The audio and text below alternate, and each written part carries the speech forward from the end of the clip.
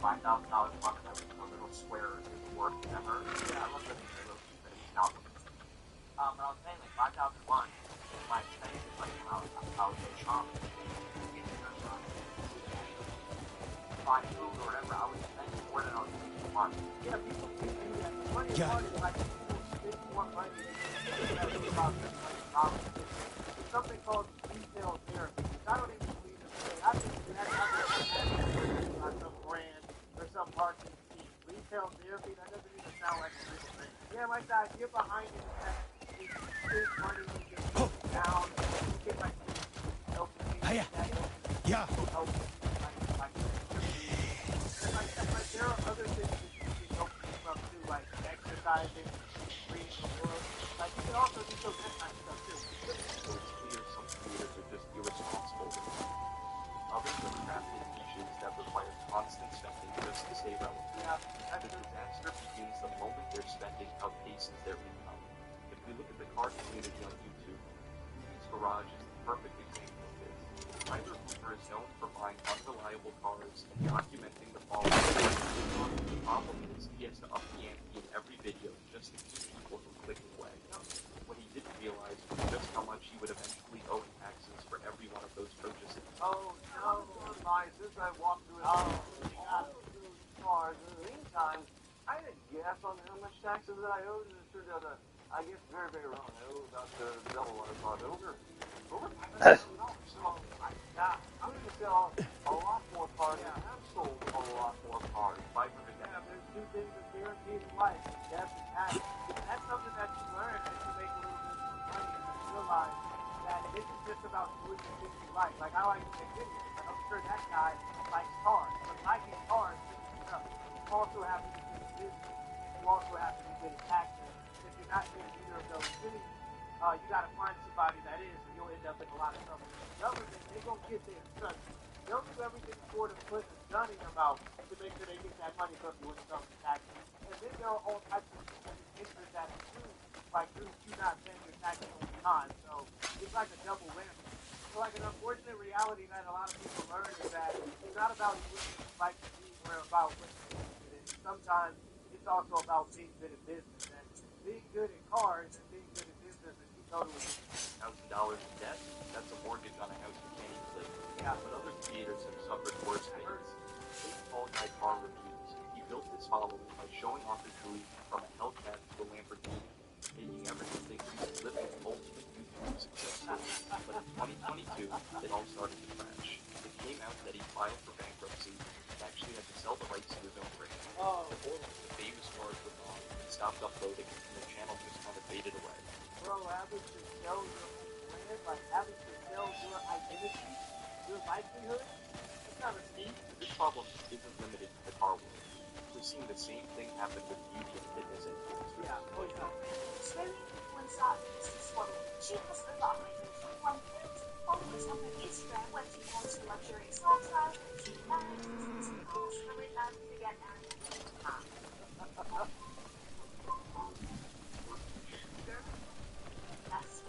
It's crazy that these types of lifestyle influencers build their platforms off of being relatable, generally speaking, and then like those children never sit still for a moment. Off running who knows where again. Atrocious amounts of money on like the brand stuff. And a lot of these types of influencers, they see you on bankruptcy. They have this mentality where they think to themselves, if I can show the world that I can afford like a rich lifestyle for myself, which is closer to that, but if I can demonstrate that to the world, then one day there's going to be some guy that really has that's going to be off my channel because he's seen my Instagram already. So like their major financial plan is that there's eventually going to be like some guy that comes to the stage. Worldwide, you should have to be like people live like carry them to the in-house, drive around in muscle cars. The kind of content that she posts is nice and cute, funny, relatable.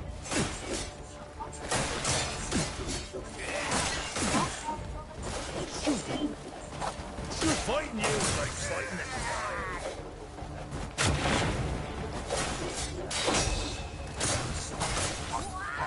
Get inside of your shit. I could beat you blindfolded.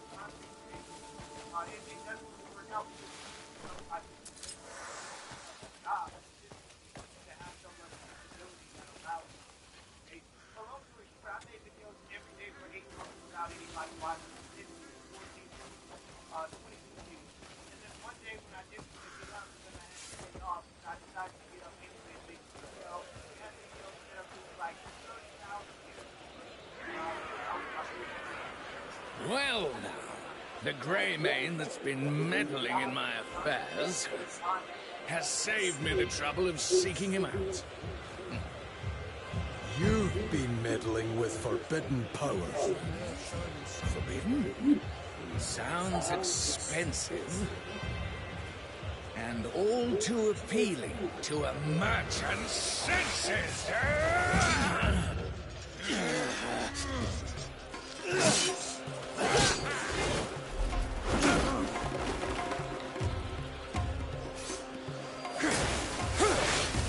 You lost your poor Northlander. For daring to stand before me, you will now lose your life.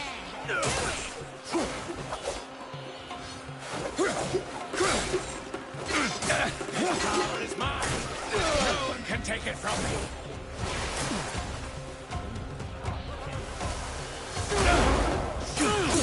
Might is power.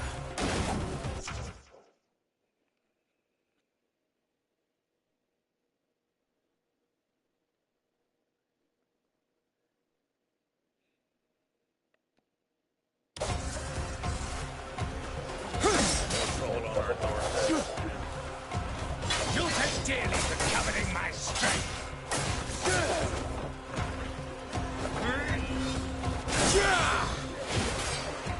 Your life is nothing but fodder for my blade.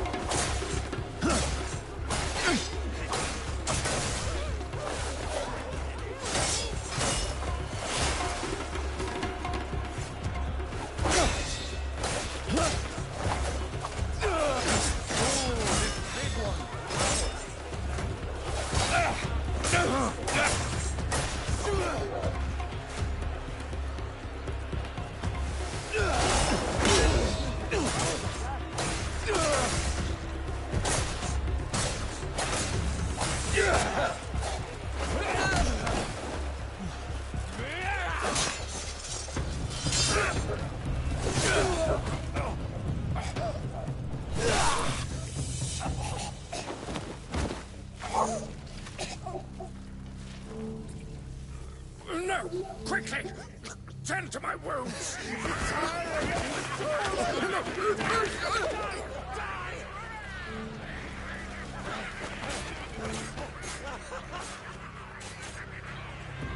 The founder of our great guild once said, "A merchant lives and dies by the trust they foster." But look at us now. All we have fostered is blood and lies. It is time I set things right. We will rebuild that trust and restore our good name.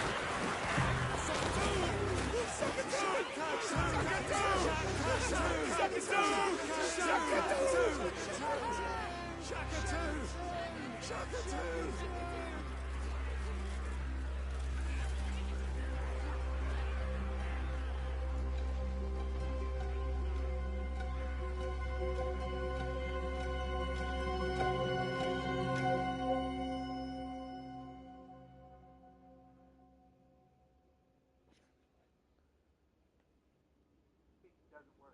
Now, if you're younger and you live with your parents and you have the luxury of spending a bunch of time doing concentration, that's good. If you're a grown adult, you have responsibility.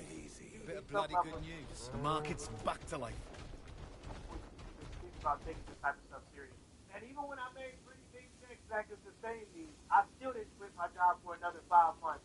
Ah, there you are, Grey Mane. What is it? By the way, I have a message for you from Shakatu. He offers his deepest thanks for putting an end to the Horde Splitter. Because of your help, the Gold Leaves will reclaim the trust he cost us. And the folk of Hernan will at long last be at ease with us. The Guild hopes that our alliance holds strong. Listen to me prattling on. I have some information you've been waiting for. Someone calling himself a Grey Mane has been spotted in the alleys of Hernand. Are you sure? We are the Gold Leaves. We only deal in trustworthy information, there's no mistake. And once you've a place to call home, the Guild will see you supplied. Tell Shakatu I send my thanks. I certainly will.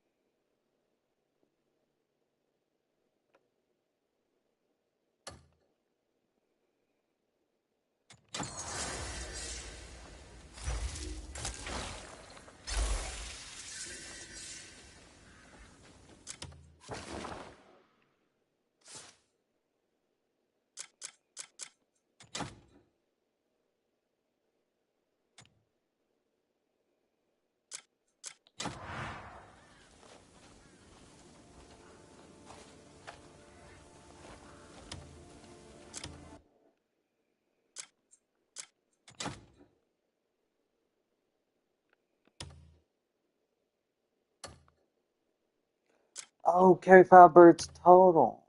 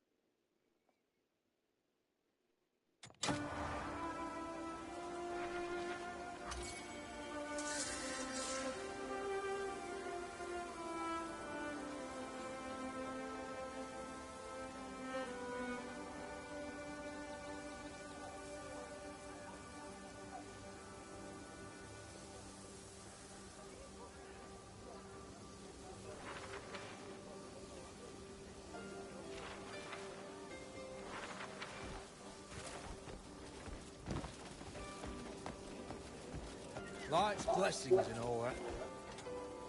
I'll do the same for you someday. Hey, it's you.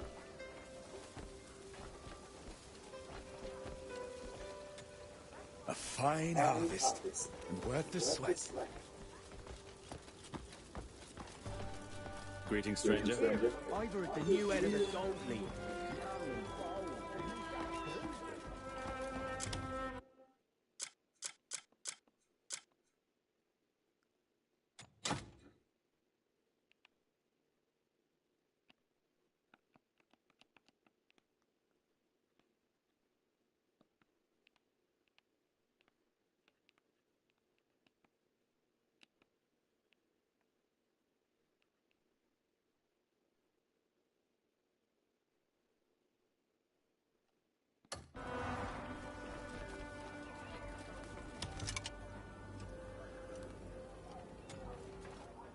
A blade is to a warrior what a ship is to its captain.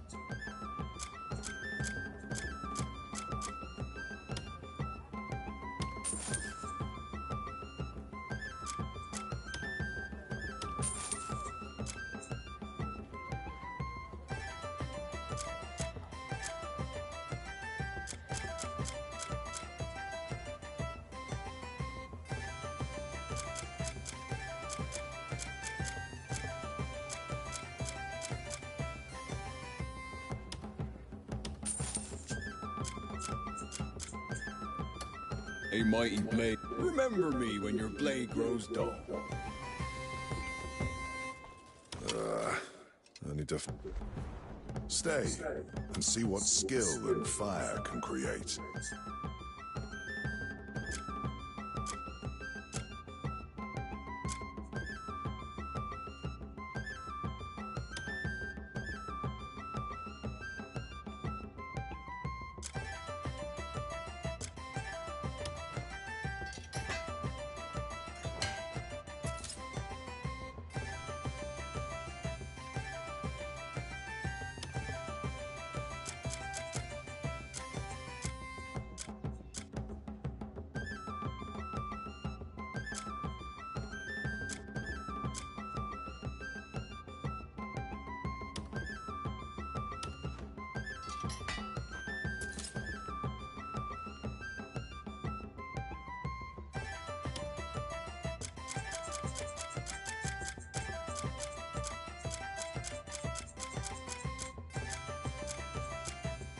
Stay and see what skill and fire can create.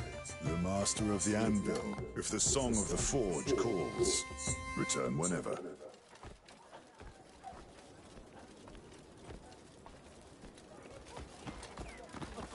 Yeah, what do you want?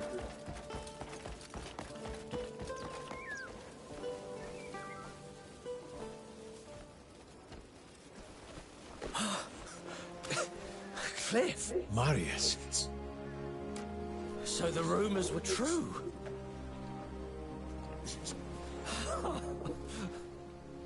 What happened to your leg? Never mind that. I'm just glad I'm still breathing. Come on, let's walk. And what of the others? Everyone scattered to the four winds after that night. But Andrew and Naira got blown back my way. They'll be thrilled to see you. Did you see that bastard squirming on the ground? Who gives a shit if a few of those wankers die? Oh, forget about the bloody riffraff. Come on, let's grab a drink. Hey, something wrong? The bleed bandits. Downright nasty bunch of brutes. Oh. They love to pick fights. Come on, best not to get involved. You're as sharp as ever. I managed to gather some useful information as well. And you'd be surprised the gossip that finds its way back to the hovels. Oh. Anything on the Marquis? You mean Marquis Circus? He's a generous man. Everyone speaks well of him. I'm on my way to see him. Heard he'll help us regroup. Is this a fresh start? Aye. We'll all be together again. Well, I'll go and tell Andrew and Naira you're back.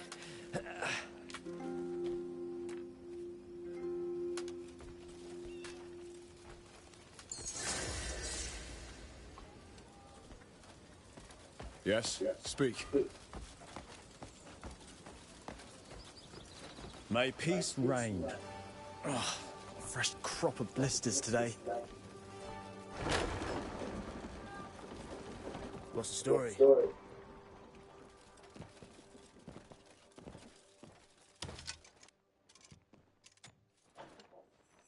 Trust matters the most, does it not?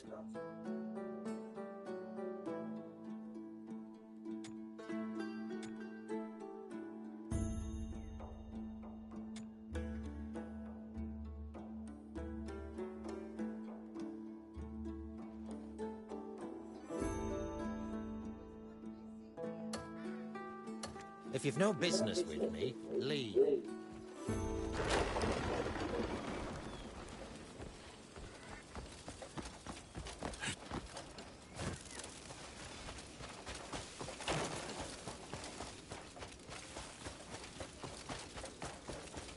The air is tense.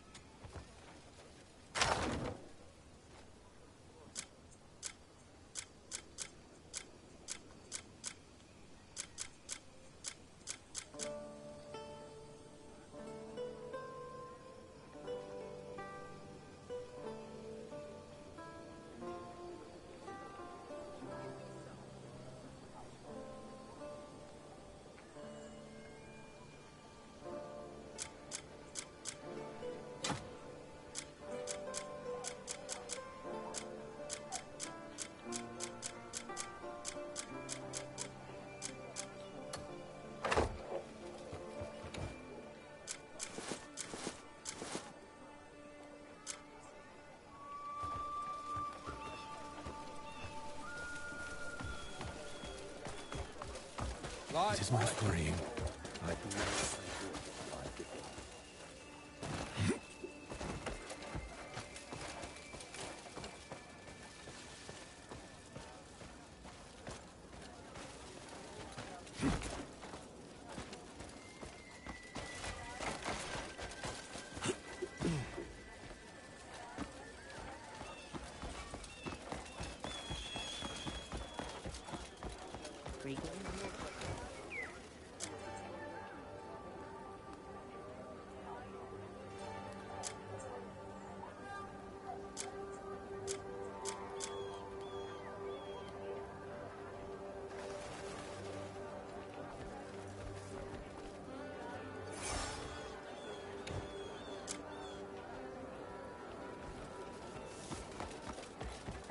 Blessings be upon you. They hide in the trees.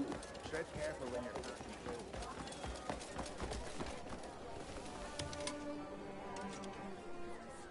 through. Fancy a peek at the cats that just come in?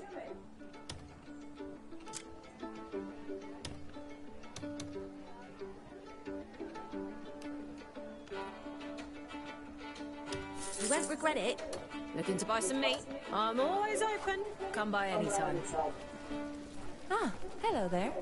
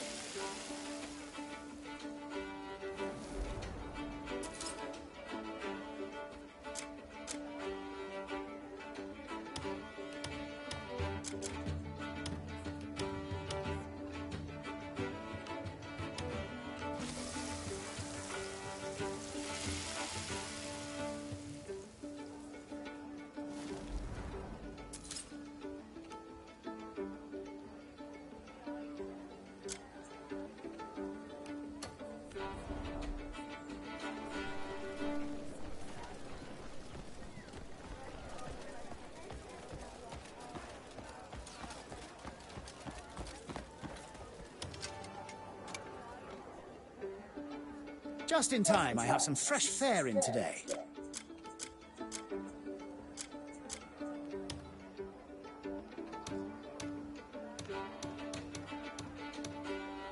It's fresh, just brought into the... Just in time, I have some fresh fare in today. Goodbye for now.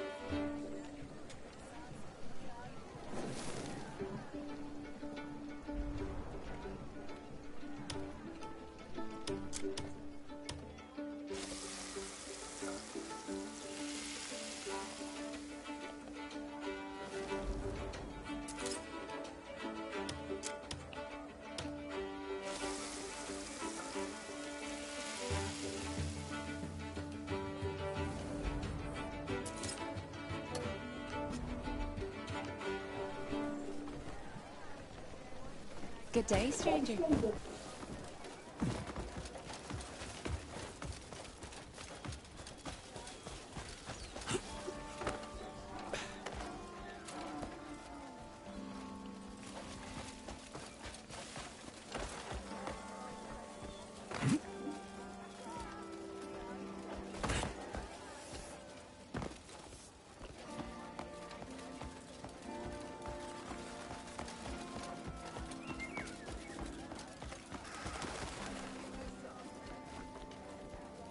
Go on, ask your question.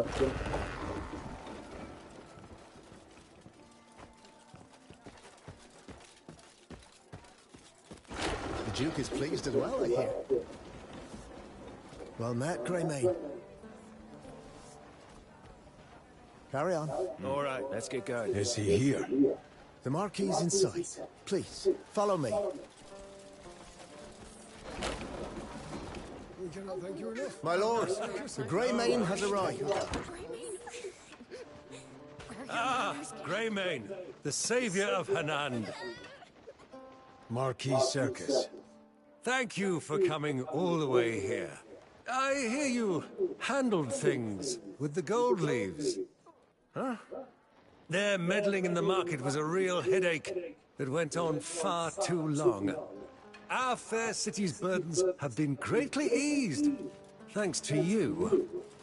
I was simply acting in the Greymane's interests. Your honesty is admirable, but I tell you, I mean it from the bottom of my heart. As a token of my gratitude, I'd like to offer you a place to start anew. Any thoughts on a suitable location? We'll take what we can get. I thought you might say that. I have already scouted a fitting campground. Head to Howling Hill, just across the river. Marshal Midler should have everything ready for you. Why do all of this for us? Oh, there is value in having you as an ally. It's a great honor. Until we meet again.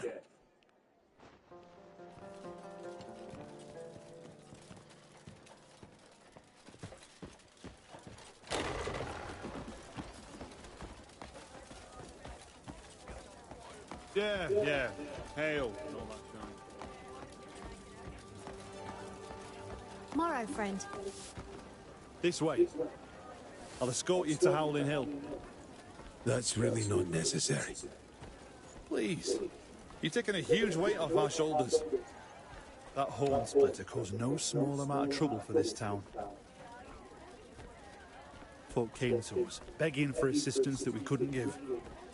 We were at our wits' end till you went and dealt with him. So it's the least I could do. Wish I could do more. I appreciate the gesture.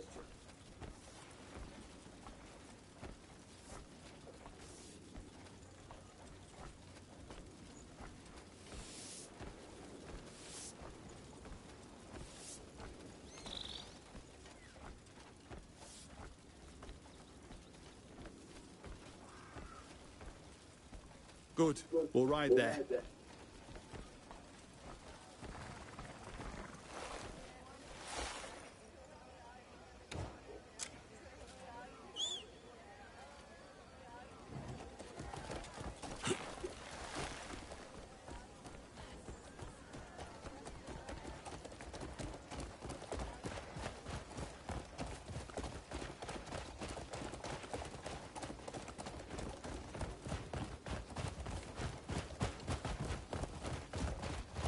Yeah. How are you finding Hanand?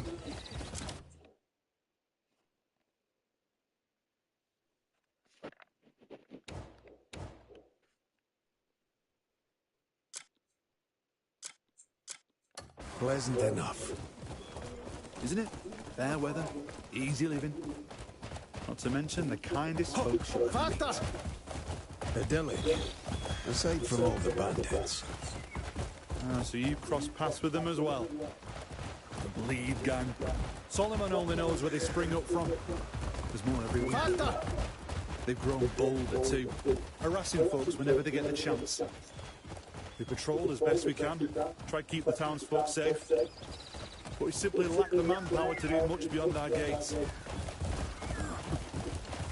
Feels shameful saying so, before the man who single-handedly took down the horn splitter.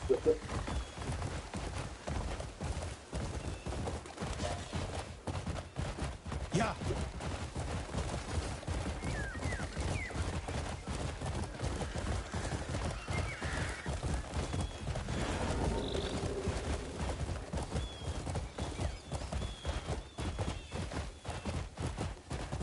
it seems like the gold leaves have turned a new leaf as well.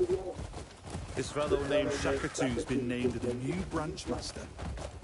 And from what I hear, seems to be quite the competent leader. He's working tirelessly to restore the guild's reputation.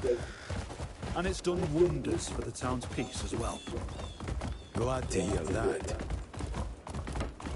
He's a reasonable man. Shouldn't cause the town any more trouble. Everyone in Hanand is grateful for your help. Your name was widely known for being the direct recipient of your efforts. Faster! He leaves an impression. Word is Shakatu's rewarded you for your efforts as well. Just a business arrangement. Business arrangement, eh? Sounds like there's a story there, but I won't pry. Shakatu must have an eye for good men as much as good deals. Marshal Midler's never looked lighter on his feet since things settled down.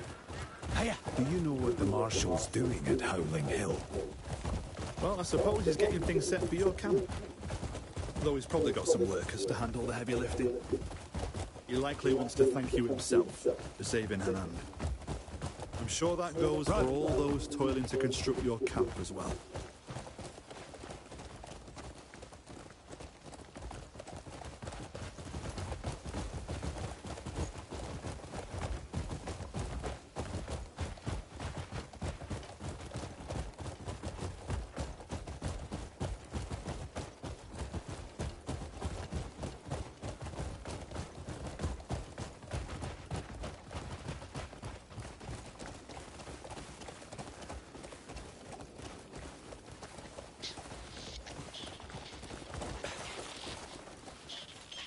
Well, here we are.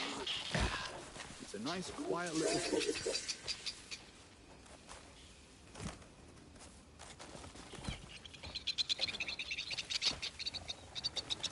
Greymane! It's this way.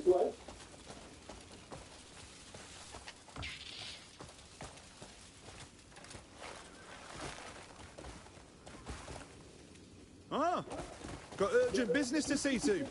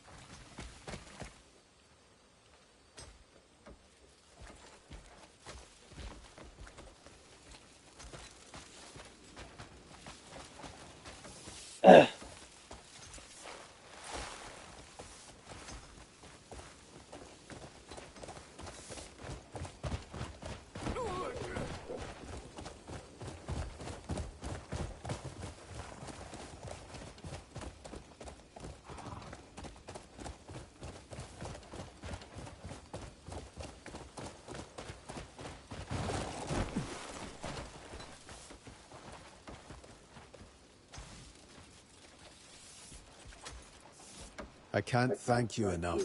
No. We're the ones who should be thanking you. The Marquis insisted for everything to be provided. No exceptions. Let me introduce Damien. I'm surprised you haven't met before. It's a pleasure. She is a guest of the Marquis. A spot of troubles brought her here from Deminis. So, might I ask that she be allowed to stay here with you? I can't think of a safer or more hidden location. Marshal? I'm happy to help with anything while I'm here. Everything has been prepared. No need. You're our guest. Begin right away. Thank you. I've other matters to see to, so I'll take my leave. Until next time.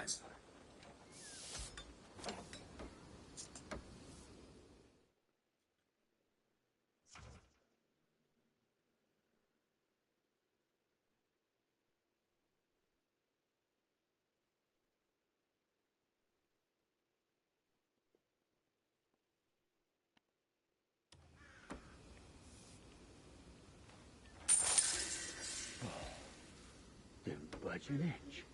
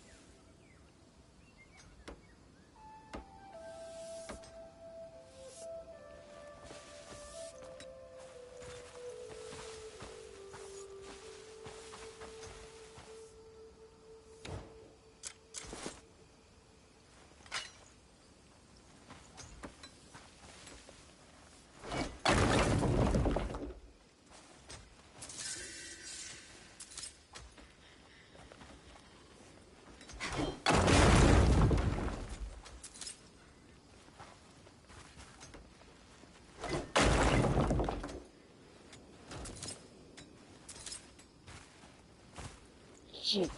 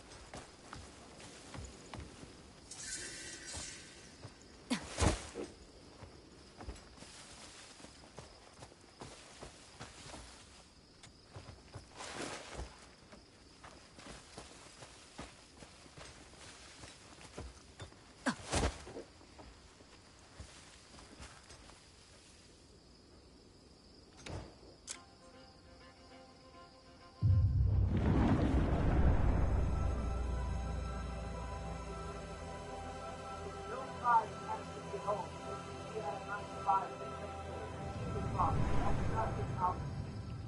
don't have the ego to think that I'm too good for regular jobs. If this don't work out, guess what I'll be? I'll be wherever the highest bidder is.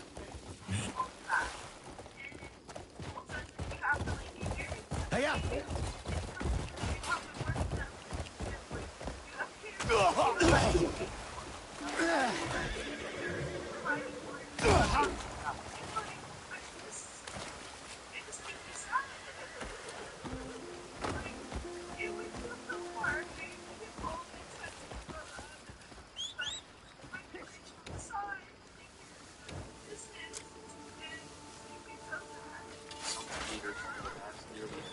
I'll enjoy your death.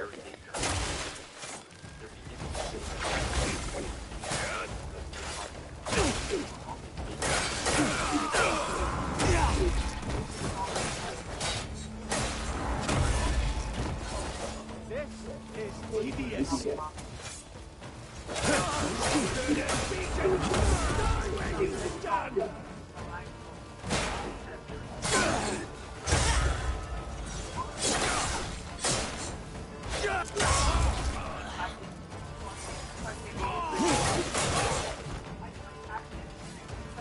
So many weak spots in the defense.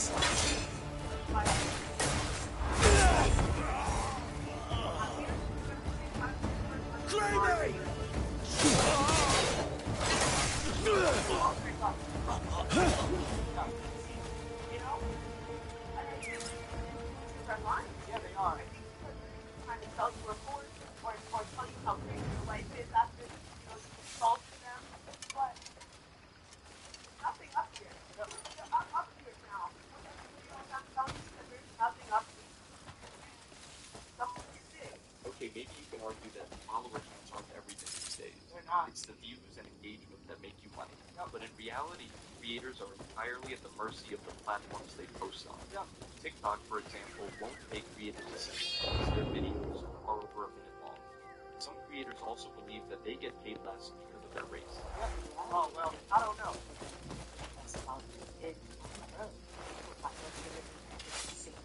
Yeah, I don't think that she understands how it actually works. It's not just like, I'm black, whatever it may be. That's not the reason why. It's because they're not meant to be like that. And because you're on the outside looking in, you think everybody else is big, you feel like you're one left out of the party, and it's because the race is really all of them broke. Like, there are a lot of businesses that actually don't have sustainable business models. This past month, I had like 4 fans. It's like, yo, I had $101 in the bank yesterday. Last month, I paid $70. Don't you? I mean, I'm on short form videos that have over it's like people are not paying.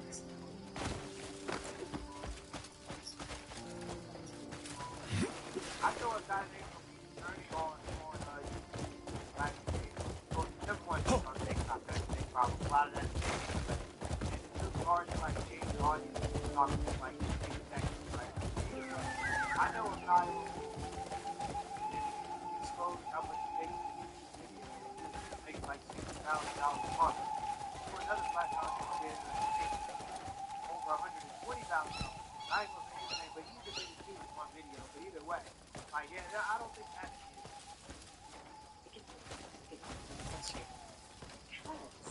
This has been a of very small social media, and this will go bigger because they do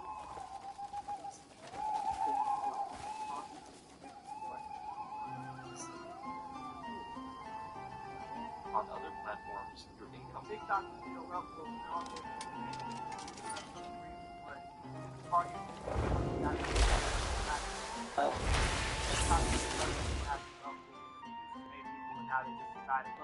people are so desperate for the attention and to be viral, they don't even care about the money anymore. Let's just out there. money just to make much. But even if the money is good, a single copyright strike without a backup plan, your income disappears instantly. So I went from I did this house, I had a never had a house. You never had a house.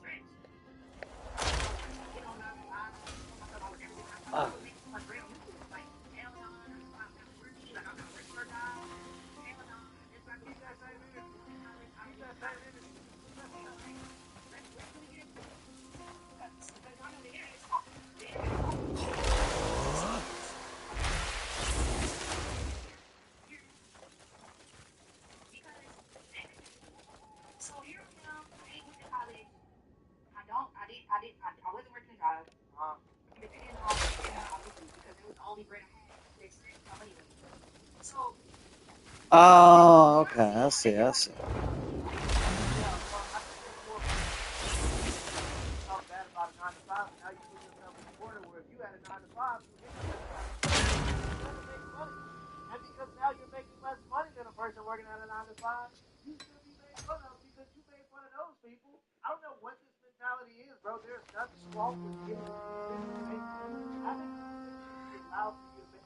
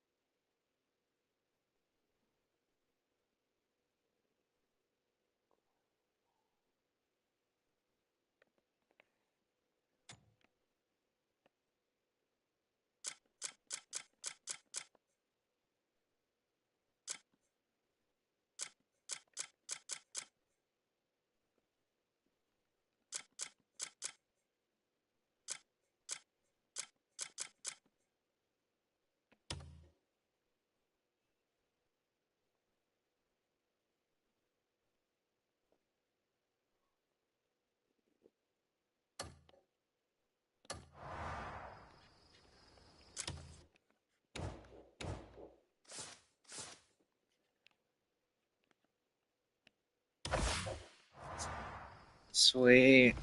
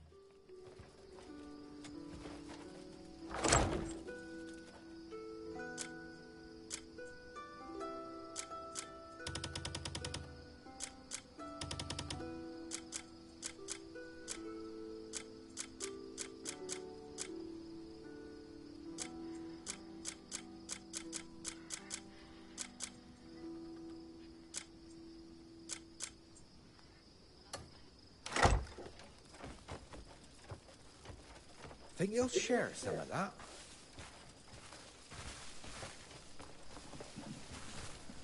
Well, I suppose they'll manage just fine.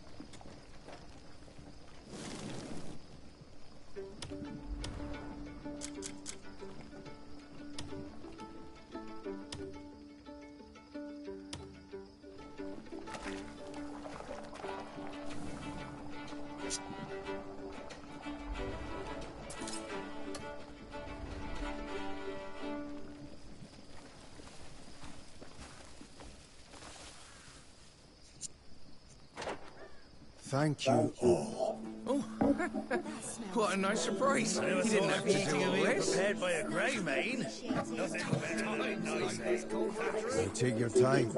This tastes Enjoy. great. Today. I can taste all the seasonings. Impressive cooking skills to boot, eh? The marshal will regret leaving early. It's so nice to all sit down for a meal.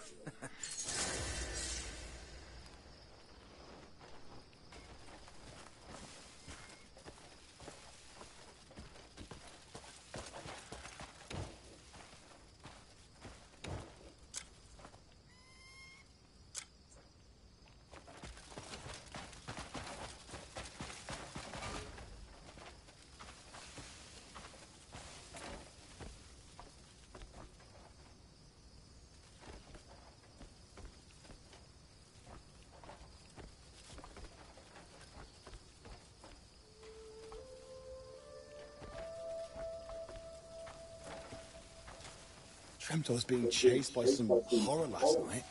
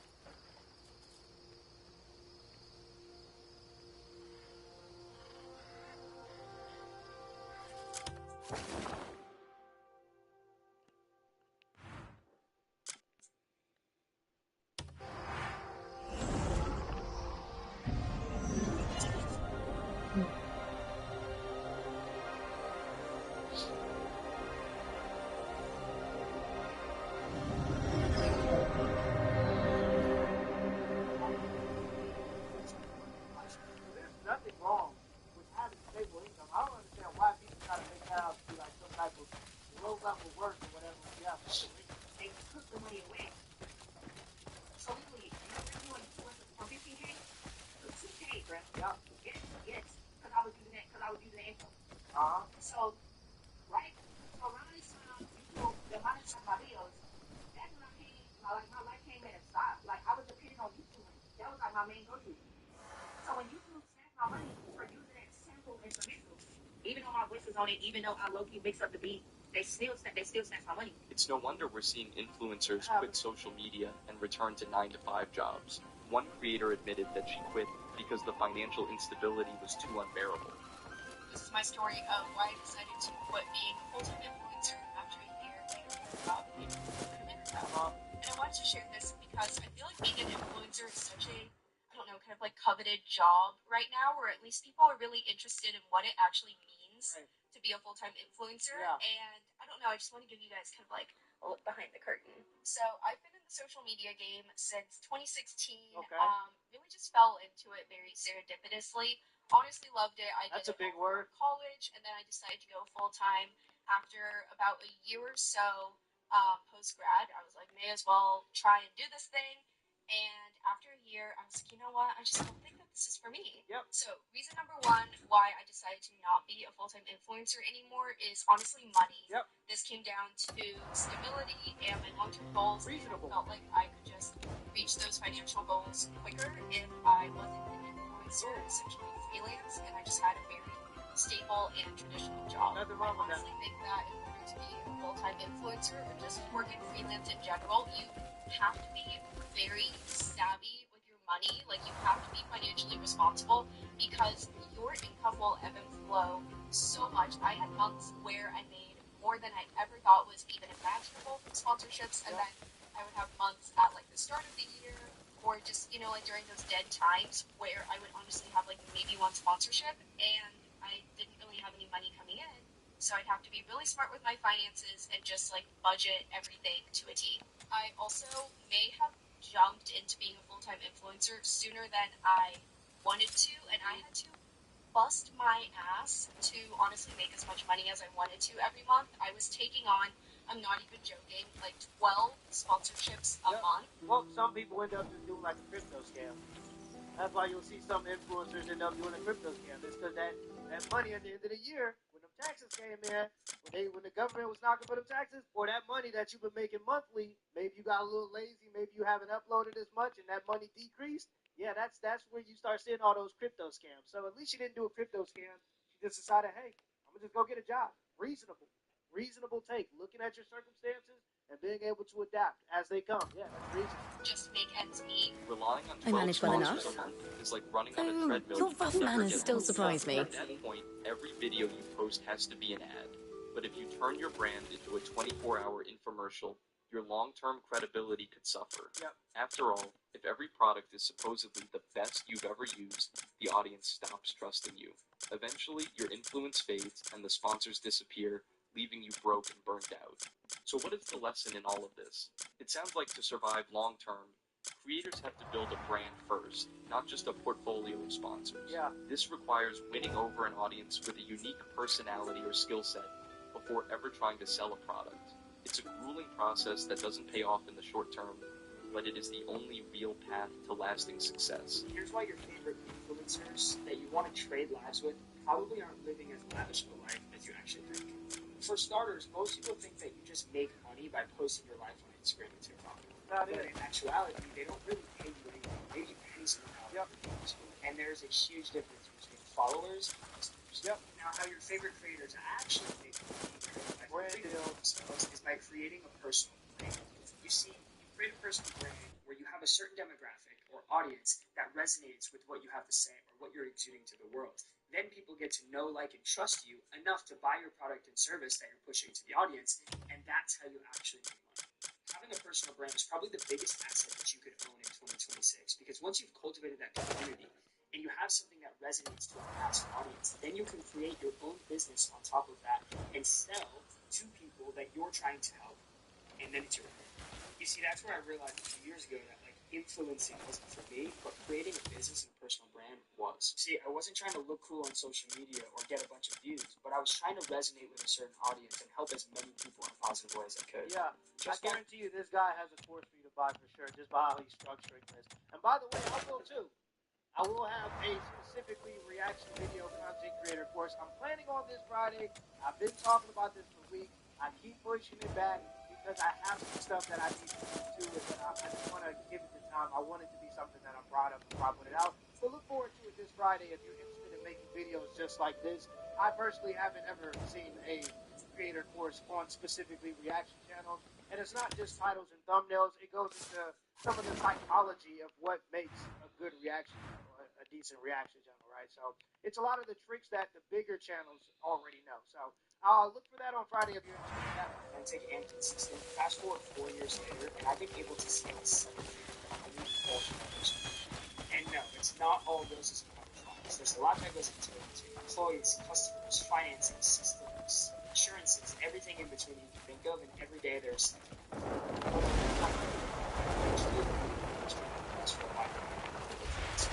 so the next time you see your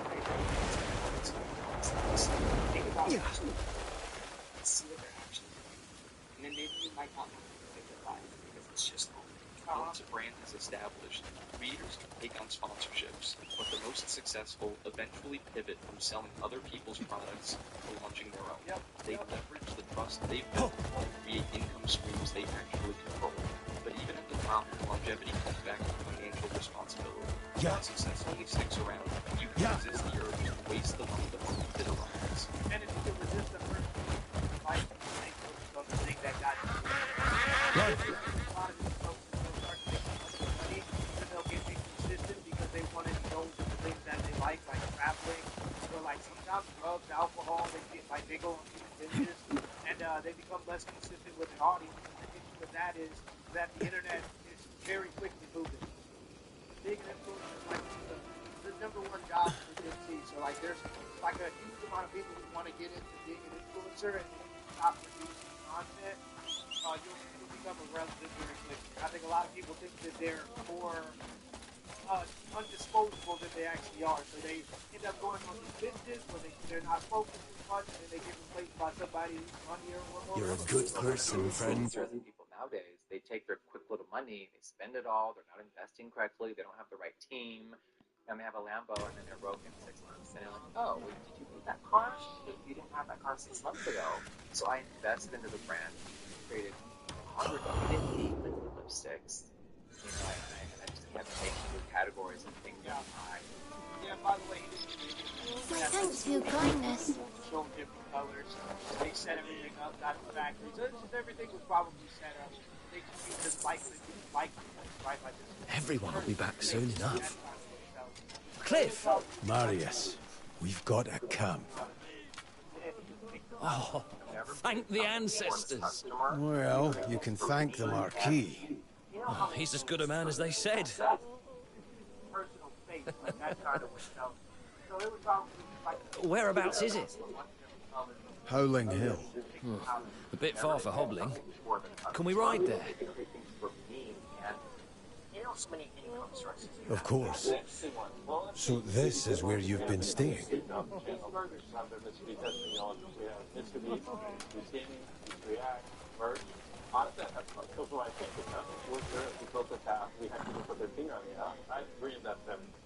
It is.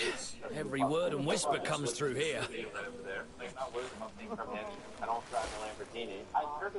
There's no better place to gather information than the scrap vault. What kind of information? Anything you could imagine. From gutter scuffles to noble scandals, it all flows through here. Even word of a certain grey man vanquishing the Hornsplitter has already made its rounds. Some say you cut him in twain without even drawing steel. A slight exaggeration, Major. Folk in Anand are starved for good news these days. Until now, Hornsplitter's tyranny was all folks would talk about. It's been ages since our tales have stirred folks' souls. Not since Payloon. Yeah. Ah. I bet you're more curious about Payloon than Anand, aren't you? Word is the Black Bears are getting crueler by the day. Seems they're bringing in more Outlanders after taking over Payloon. And moving wagons at night. Now, I haven't figured out what's in them. There's still resistance. But no troops, no supplies. We're hanging on by a thread. Oh, and Naira and Andrew went south to a count's estate. Got a request to protect him from some masked stranger. Masked? The count's being dodgy about the details. Seems fishy if you ask me. But they heard the staff were being threatened as well. So they bolted off without another word. Always springing into action, those two. I see.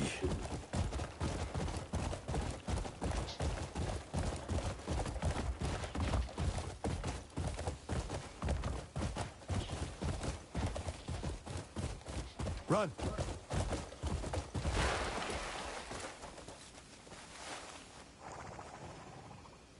Unbelievable. The Marquis gave us all this.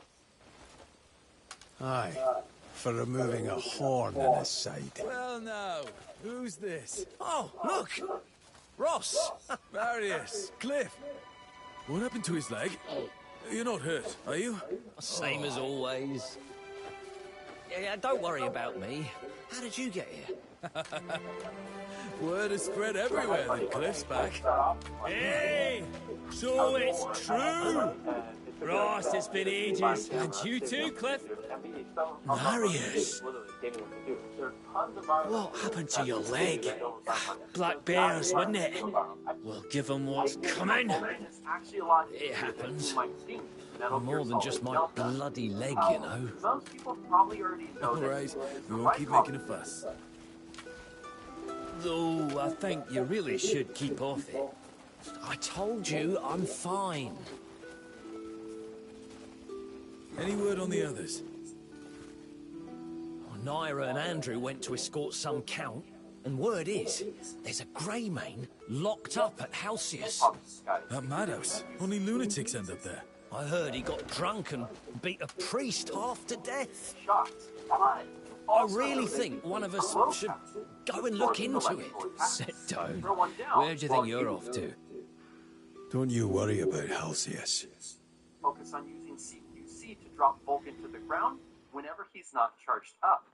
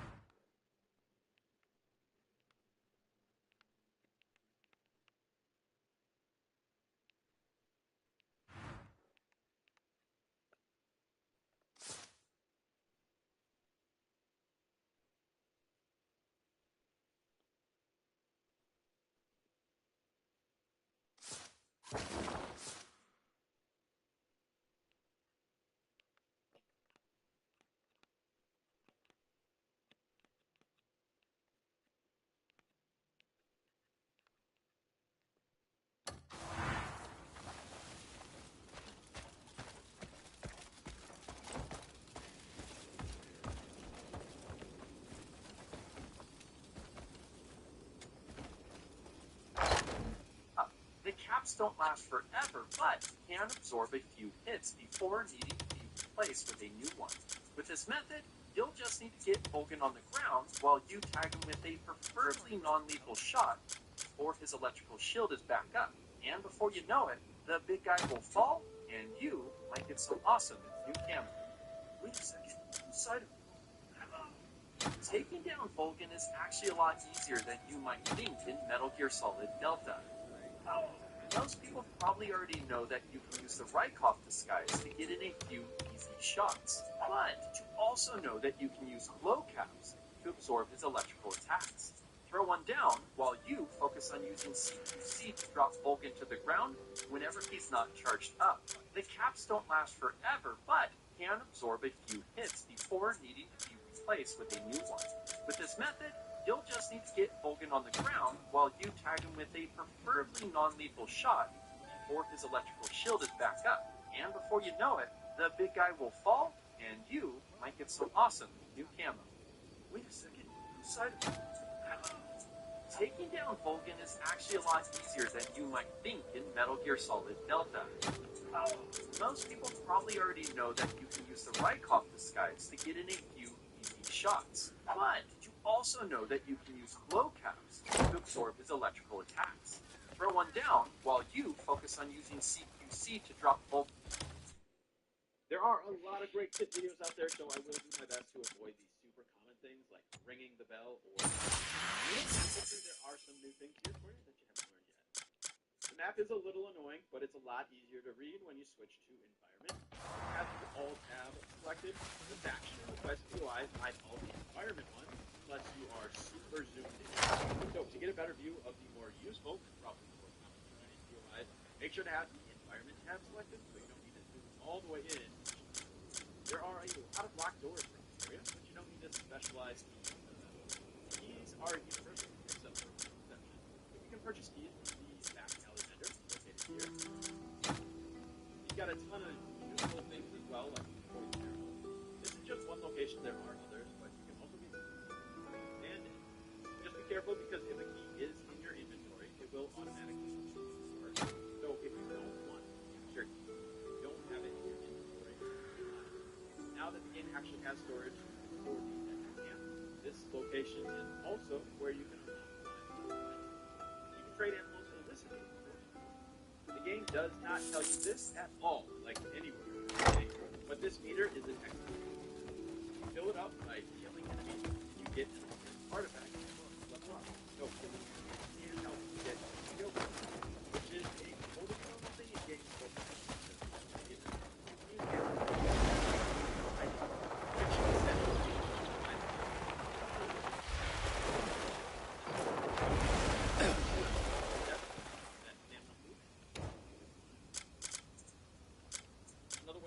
Your weapons and make them stronger is to combine items.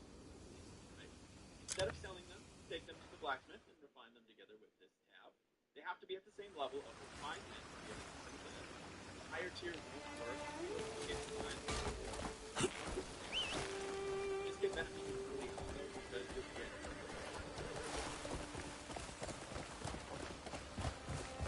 Yeah.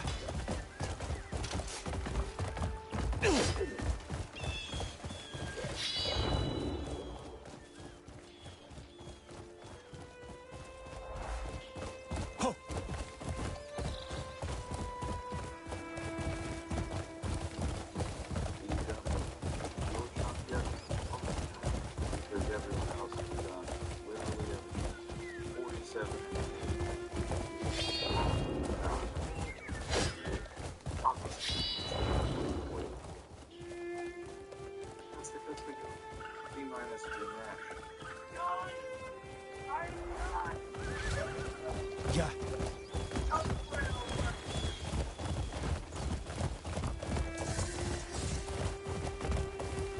Stun! Blasting up the shield. I hear you make a little joke with my expense. All the engineers against me. But the second these results show up, they're all going to be... More polished gems than usual have come my way today. You mean who made fewer errors? Oh, you think you're so clever. Do you know who else thought it was clever? The hair. Right before it was defeated by the... My thanks. So More polished gems than usual have come my way today. wait for these results to go up. Guys, no. We talked about this. Remember? You're both senior management now, okay? Your code will be subject to private review.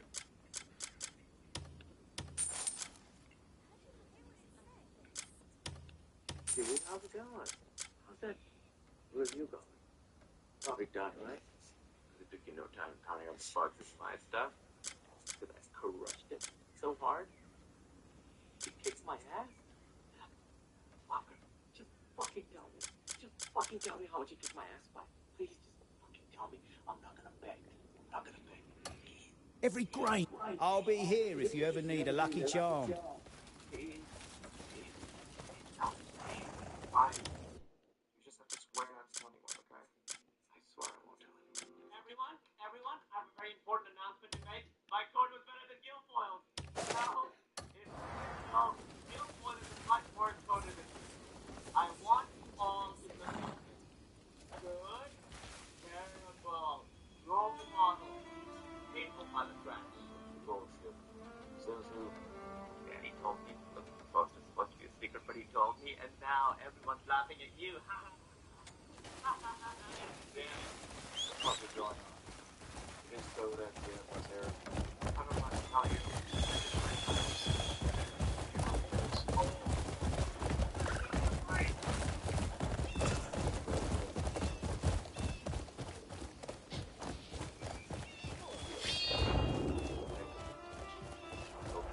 Are you knocked in the head?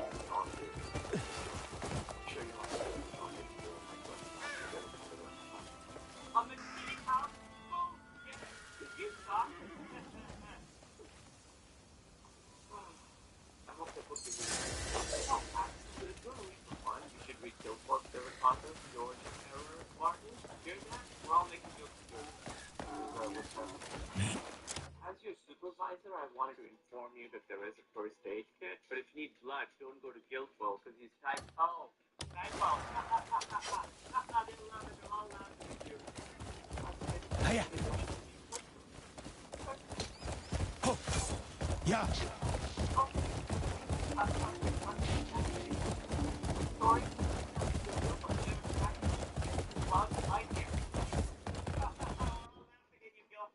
Oh yes, playground kids. You don't want like to play or ghosts. Yeah. Good.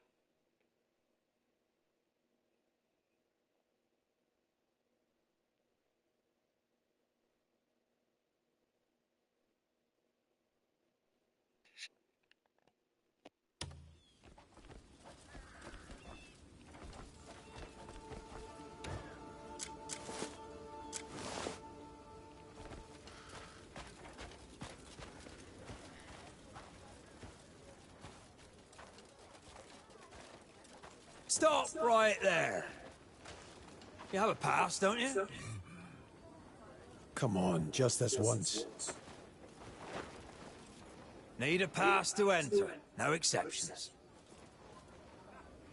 Don't make things difficult. Someone's looking for trouble here.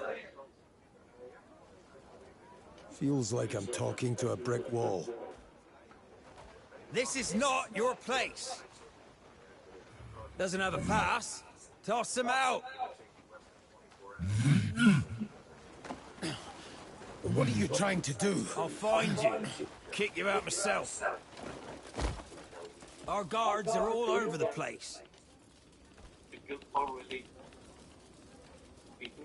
Private audit inside. We don't know who actually won. The third contest.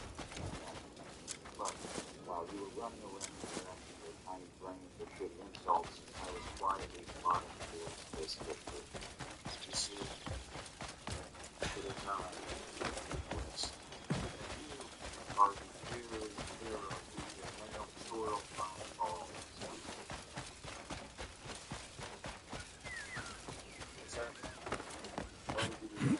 Right after you forced me to send the next out, I told the other engineers that if you won, you'd immediately Not yet. They'll continue the work tomorrow. Then leave the ladder for now.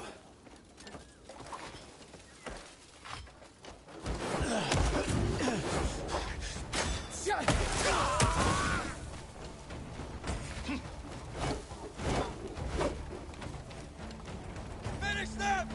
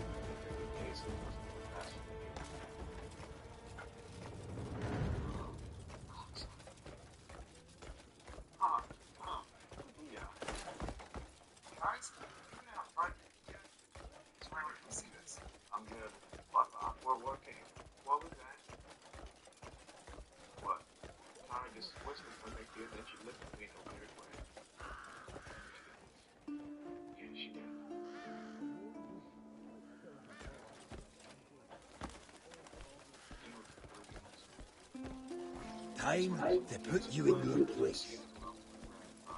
You're done. Sexually.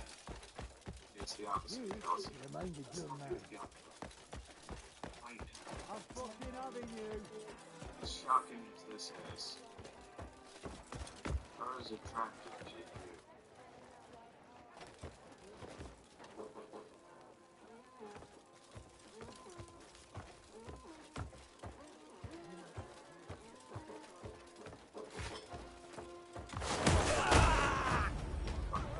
What do you think you're doing?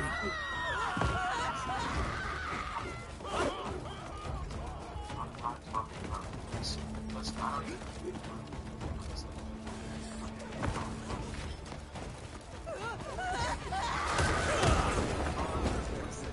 What do you think you're doing? I will put you down.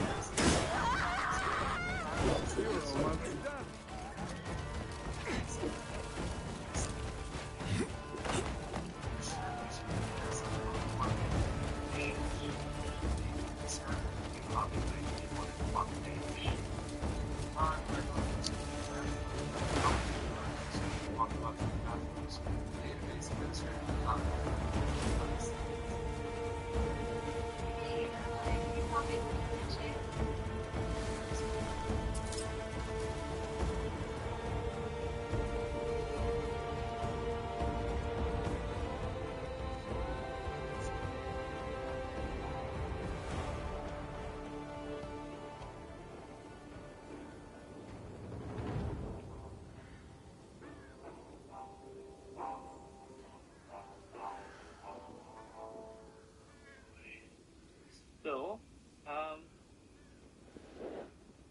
I've thought about it. A lot. To be honest, elements of this arrangement still trouble me. A lot.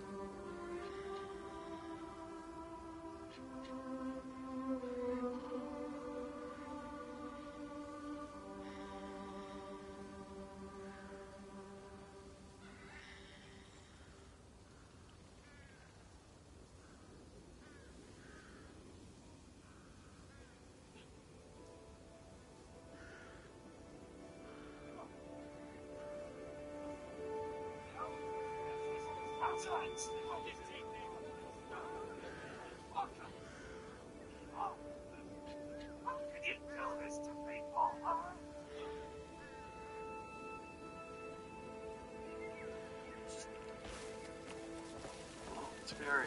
Barry, now, I woke up. I could use some advice. I'll be right there. But why come to me? Something tells me you didn't just run 600 miles to say hi to him. First chance I get to help someone, I screw up. What if I'm not a hero? What if I'm just some guy who was struck by lightning? I don't think that bolt of lightning struck you. It chose you.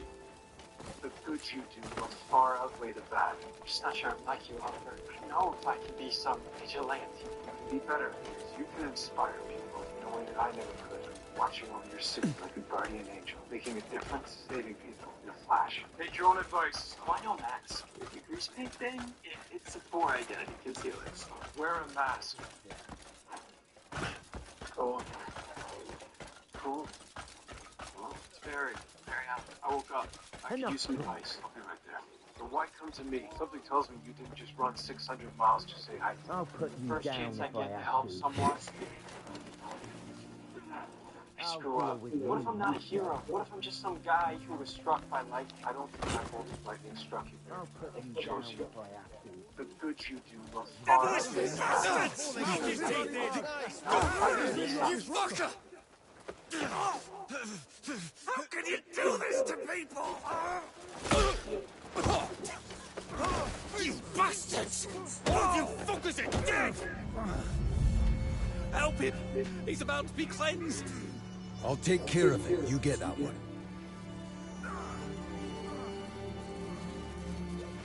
Strange bastard! Due for cleansing!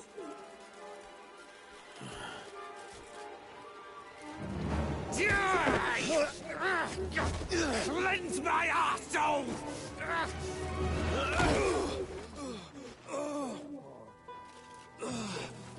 Jan! Cliff! You're alive! It's been ages! What are you doing here? Shit! I'd be a corpse if it weren't for you. Got what's coming to them. Fuckers! Everyone here's lost their damn minds. Come on, I'll show you what those sick cunts are up to.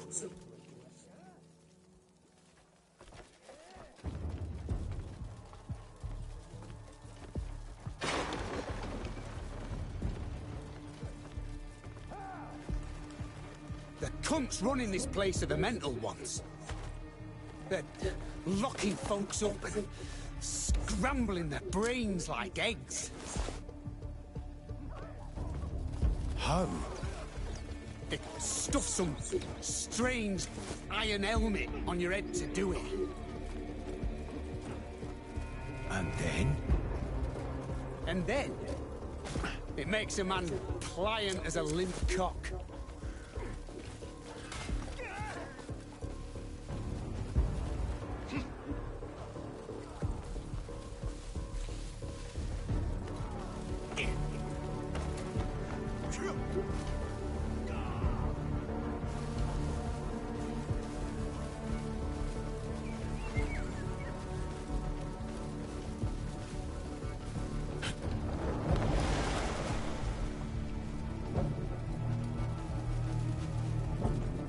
Wait here. Help! Help me! Why? You should be thanking me!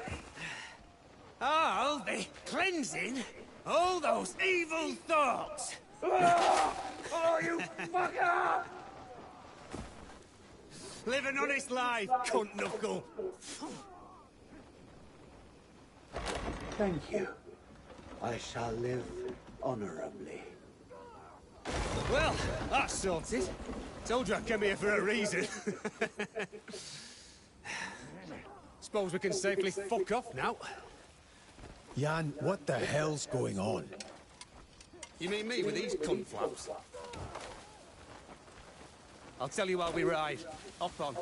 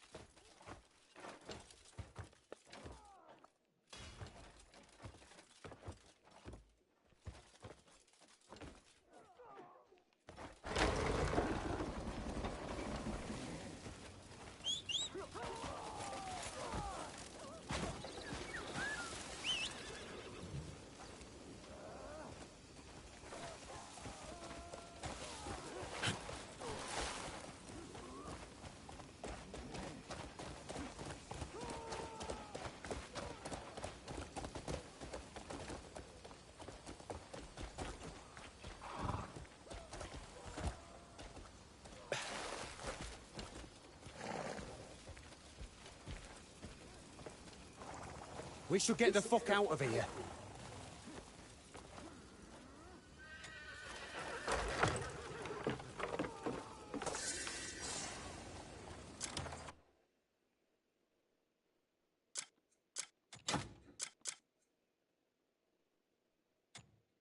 I thought the time was up when those bears tossed me off that cliff. Turns out my clock...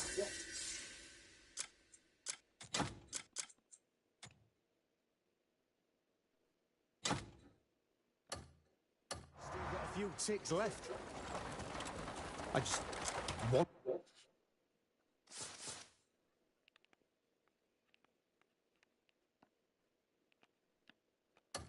aimlessly after that.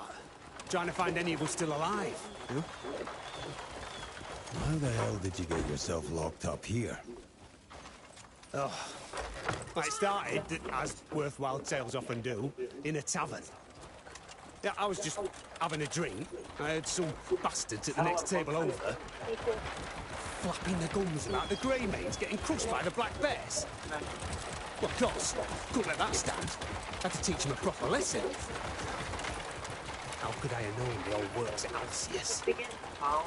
Or that there was so fucking many of them. Bastards just overwhelmed me. Dragged me off. And once I got in, I realised the place was crawling with fucking lunatics. Strange helmets, cleansing. Oh, that helmet. It's a Delician invention. I've seen men go mad as soon as they put it on. No, I've also seen fuckers march about utterly unaffected, so who knows? Might just ask the inventor about it. He's some supposed genius named Marnie. Hey, by the way, where the hell have you been all this time? Here and there. Got us a new camp in Hernand. A new camp? How'd you pull that one off? Hey, you do know a tent pitched on the street's a far cry from a camp, don't you? How about Howling Hill? A gift from Marquis Circus. The Marquis of Hernand? You didn't waste any time making friends.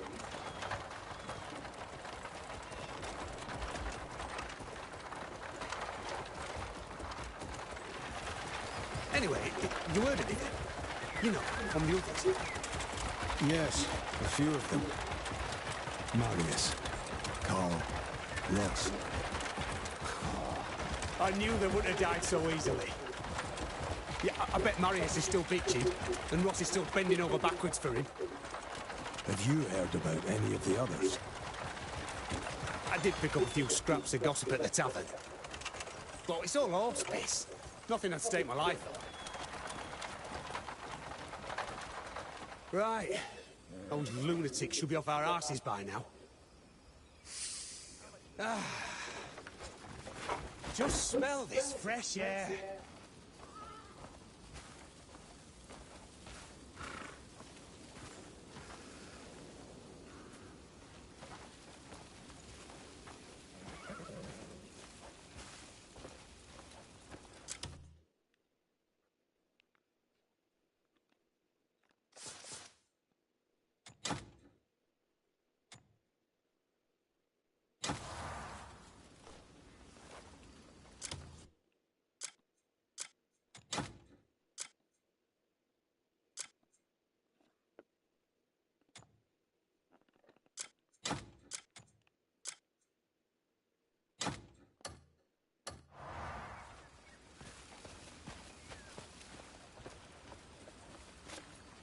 You go on ahead. I've got some business to take care of. You're not coming with me? I've still got a good bit of drinking to catch up on. Think of all them kegs that went undrunk while I was locked up. All right. Just stay out of trouble.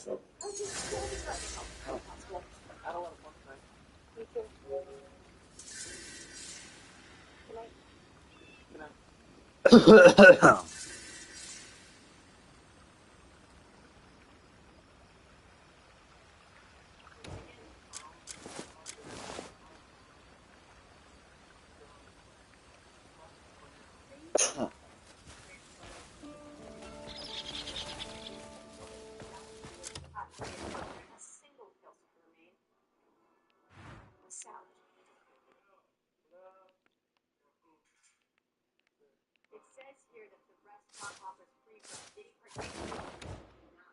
And it does equally not a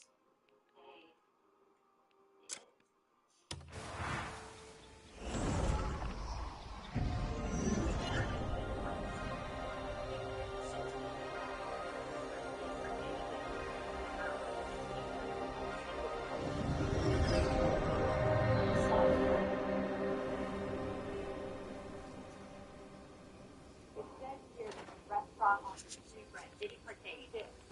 And he does equally not.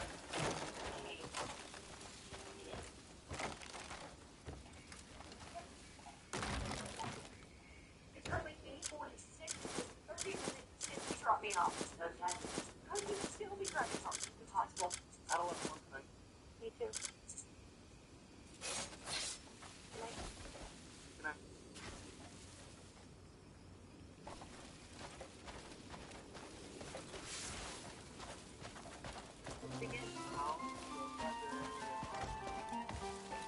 Don't worry so much, Marius. If it's those two, they'll be fine. Perhaps, but still. Marius. There's no need to stress. Come on. Our comrades are finding their way back. You're overthinking We'll as be off always. now. Rest up. Chin up, Marius. Chin up. Hey, lad. Let's go. Call on us if you need anything. All right? Black on the outside. All right. Hell, might be wrong. Right. What I'm saying is, our cooks can't ever seem to get it right. I hate Marius. Cliff! What is it? I've had no word from Naira or Andrew.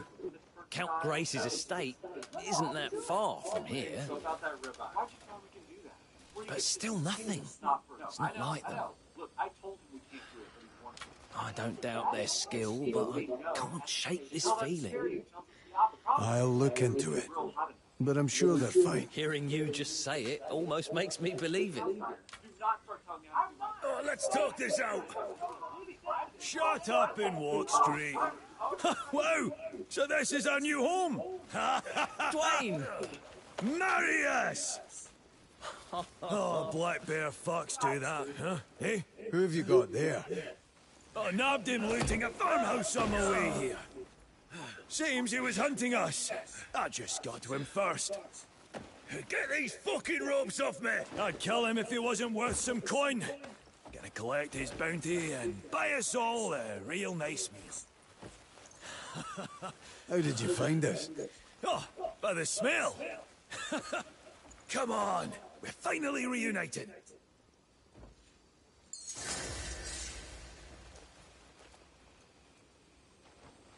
I'll make a trophy with your heat.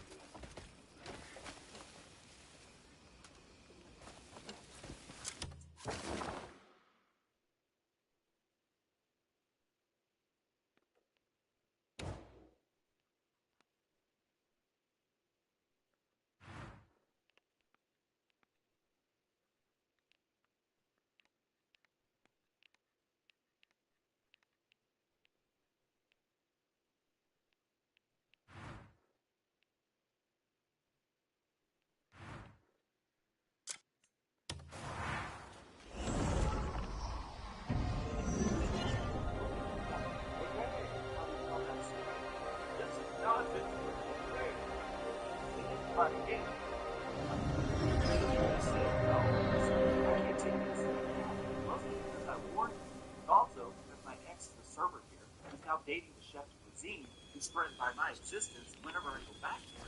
Mike, this.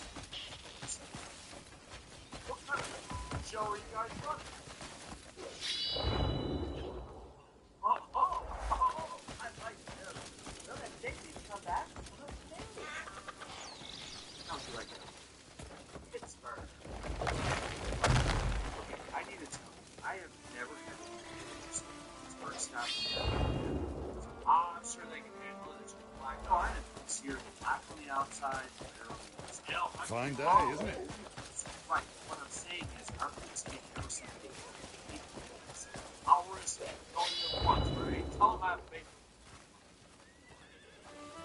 Damn it, Brad. Pittsburgh style. No, I can do it. Hey, so So about that rib eye. Why'd you tell me to do that? Before you get busy with me, this is not for me. I know. Look, I told you we can't do it anymore. I think it's that. Good day. To say no, and to tell that to Terry and tell him to stop. The problem is we can't never get the real hot it's a cast iron. Do not start telling me I'm fine. I was so lonely. What is it you're after?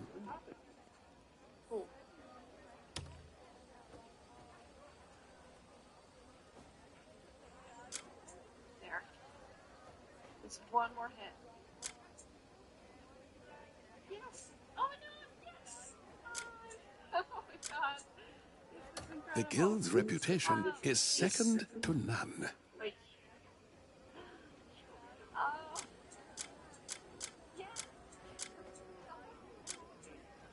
oh.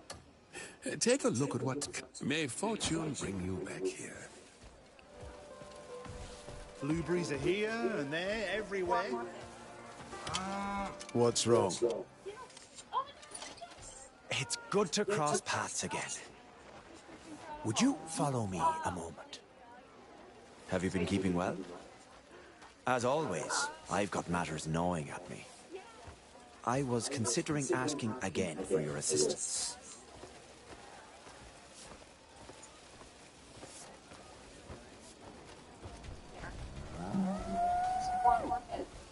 Lately, bandits have been targeting our trade sites.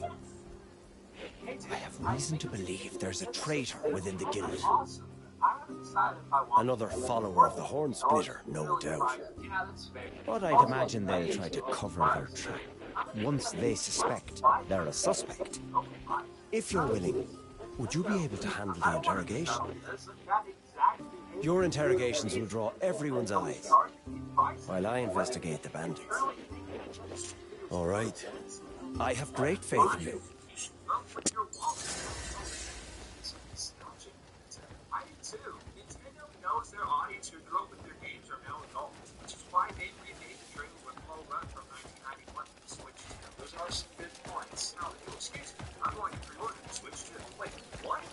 You lectured me during this entire video about not getting the Switch 2, okay? But what other console lets me beat Donkey Kong's past by shaking joy moments? None of them? Exactly.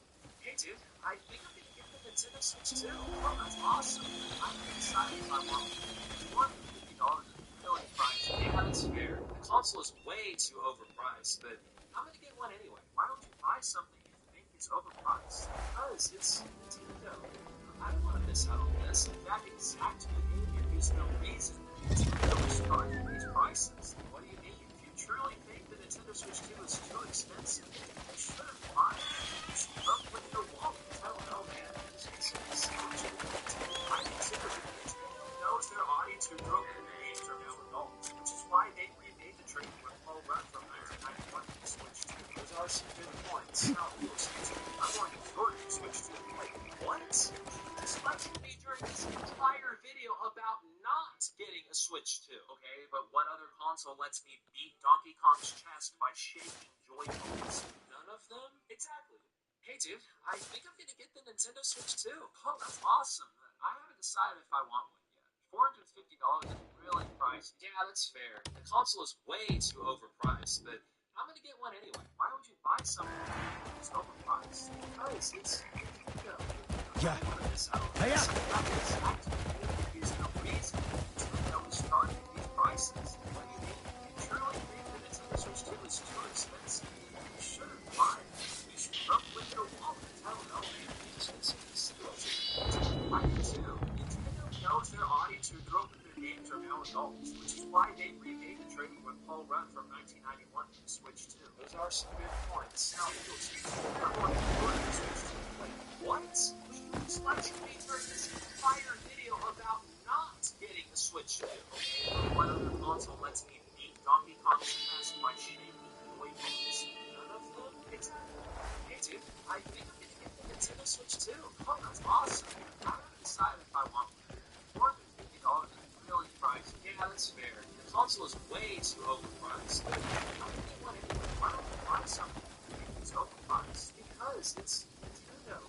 I don't want to miss out on this. In fact, exact behavior is the reason that Nintendo is charging these prices. What do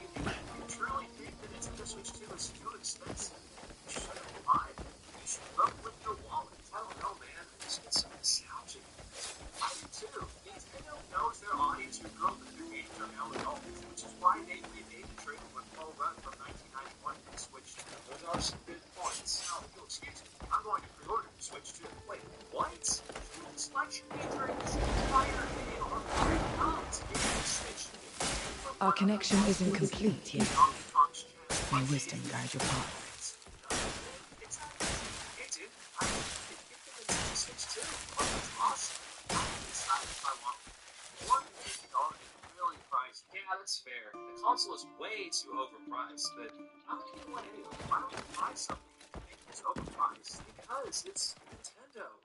I don't want to miss out on this. That exact behavior is the reason that Nintendo is charging these prices. If you truly think the Nintendo Switch 2 is too expensive, you shouldn't buy it.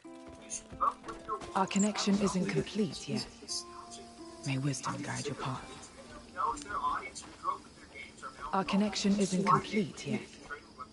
May wisdom guide your path. Those are some good points. Now, if you'll excuse me, I'm going to ignore this. What? Just let you be during this entire video about not getting the Switch 2, okay? But what other console lets me beat Donkey Kong's chest by shooting the Waypoints? None of them? Exactly. Hey, dude, I think I can get them into the Switch 2. Oh, that's awesome. I haven't decided if I want $450 really priced. Yeah, that's fair. It's also way too overpriced, but I'm gonna get one anyway. Why don't you buy something you think is overpriced? because it's Yeah. I don't want to miss out on this. That exact behavior is the reason Nintendo is charging these prices. What do you mean? If you truly think the Nintendo Switch 2 is too expensive, you shouldn't buy it. You should vote with your wallet. I don't know, man. This one's so nostalgic. I do too. Nintendo knows their audience who grew up with their games are now adults, which is why they remade the Dream with Paul Rudd from 1991 to the Switch 2. Those are some good points. Now, if you'll excuse me, I'm going to ignore the Switch 2. Wait, what? But you just lectured me during this entire video about not getting the Switch 2, okay? But what other console lets me beat Donkey Kong's chest by shooting the Waypoints? None of them? Exactly. Hey, I can get into the Switch 2. Oh, that's awesome. I haven't decided if I want $450 really priced. yeah, that's fair.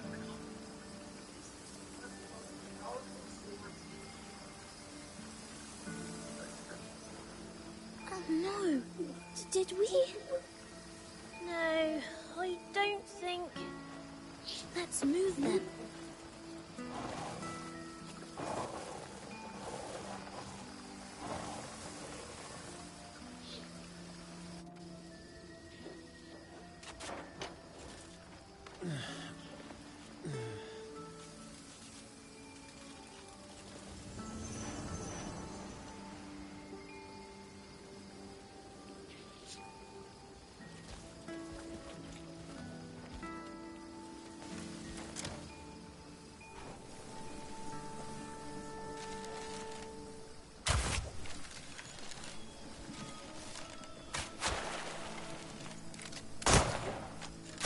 You're leaving an opening.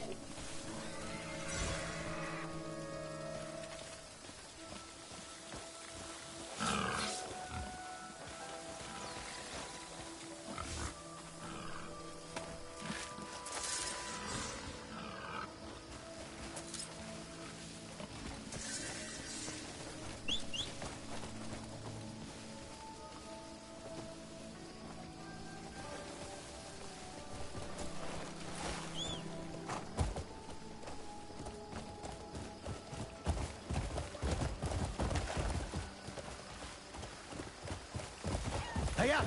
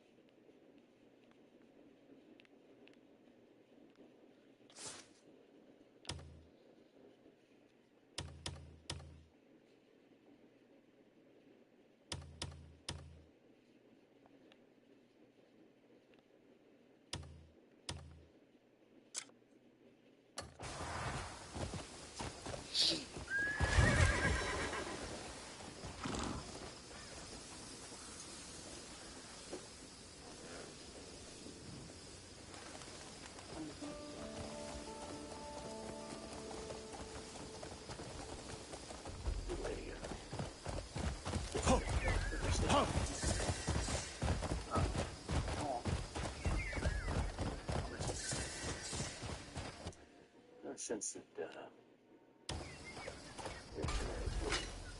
this is based on instinct. I am. Well, I said that. Very different from your father in that regard. Now, I can handle more mundane job, overseeing bureaucracy, managing military, energy, foreign policy. So many bodies. Like a war swept through. I hope Naira and Andrew kept clear of this. This is the end! The great bloodline ends! Yes, you little world!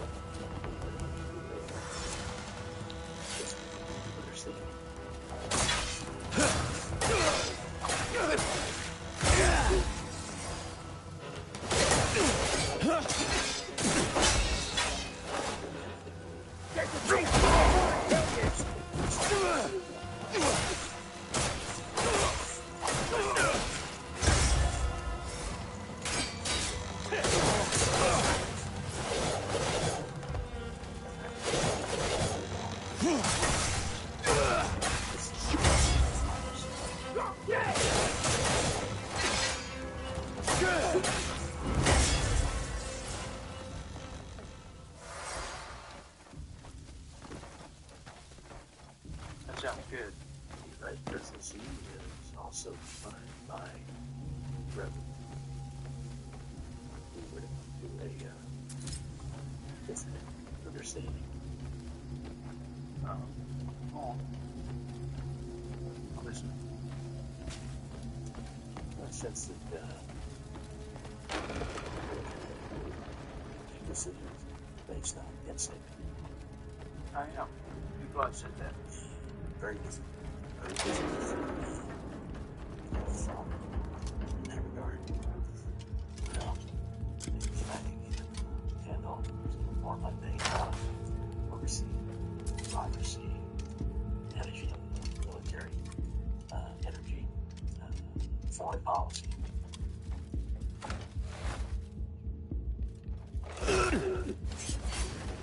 That sounds good. The vice presidency is also defined by revenue. If we were to come to a different understanding. No one made it out alive. Since we can make decisions based on instinct. I am. People have said that. Yeah. Very different. Very different from your father in that regard. Now, I can handle more mundane jobs, overseeing bureaucracy, managing military, energy, foreign policy.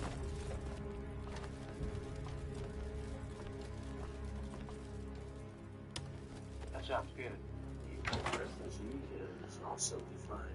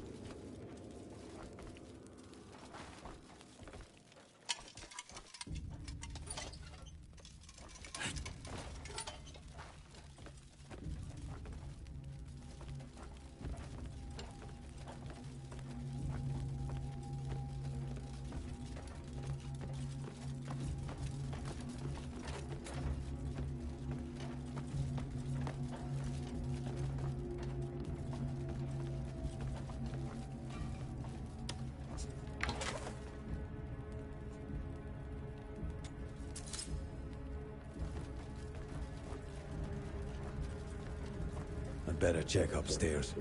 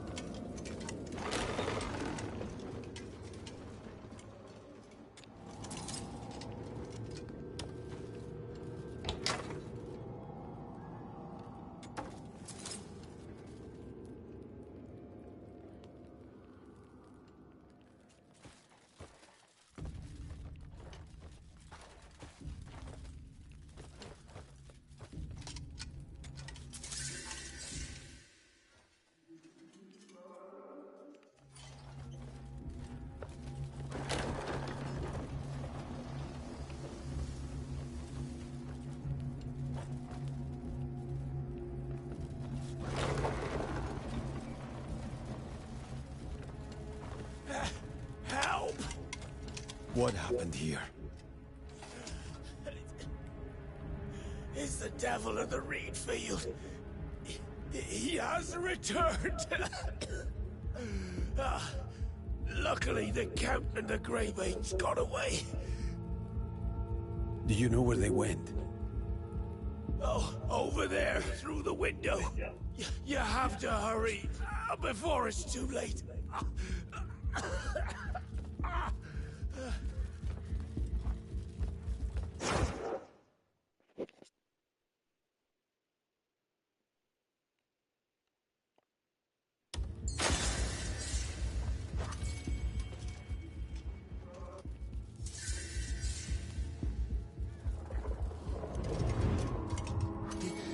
Mother, it wasn't me.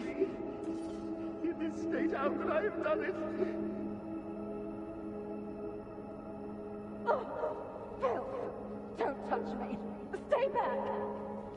I told you to stay quiet in your room. If you call out to cause a scene. I couldn't bear any longer. I'm sick of this! Take this and get out of my sight!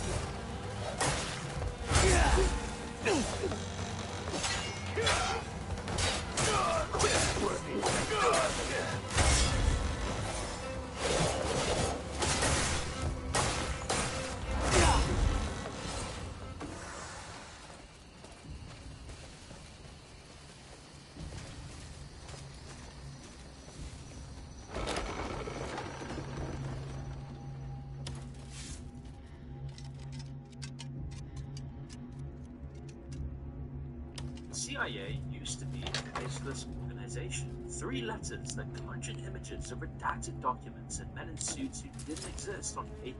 The whole point of an intelligence agency was that you don't know what it's doing.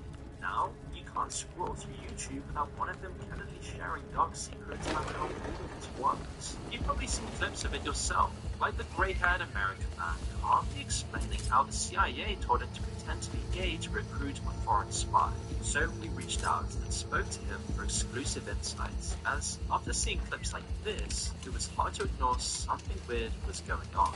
Headquarter says, we want you to pretend you're gay.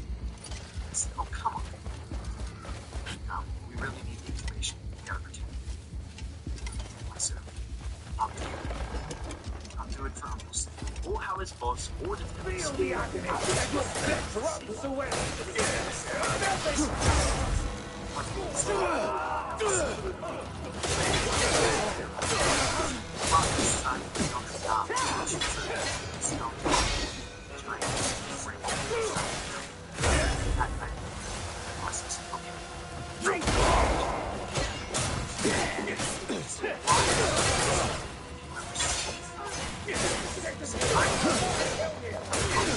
Guys, and take one for the team, or how the agency goes to work. They ran into us in San Francisco. A bunch of bookers. Bring them back to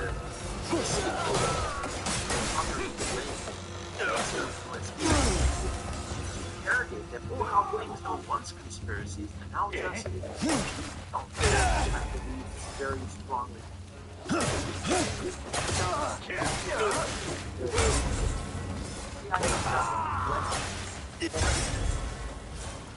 What foreign intelligence is spying on Bill Clinton and Bill Gates and Prince Andrew?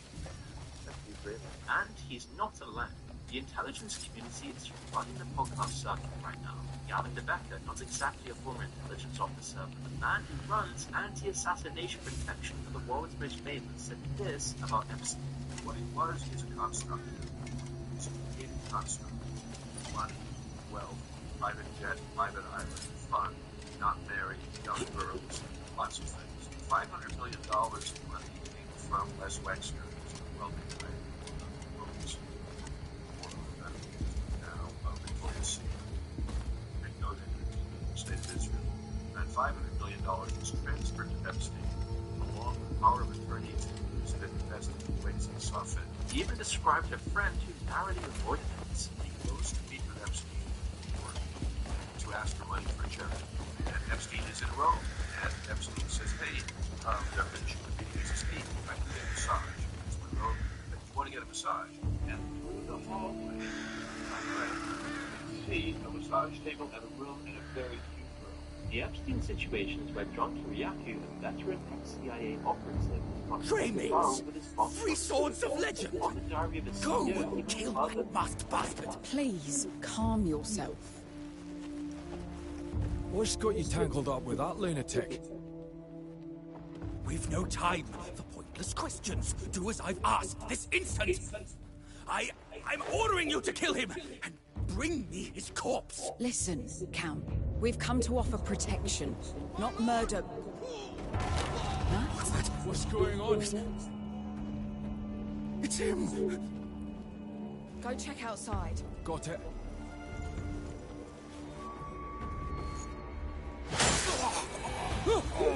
Andrew! Why so fearful, my dear Count? You look as if you've seen a ghost. Or is it perhaps guilt that makes you tremble so? Please!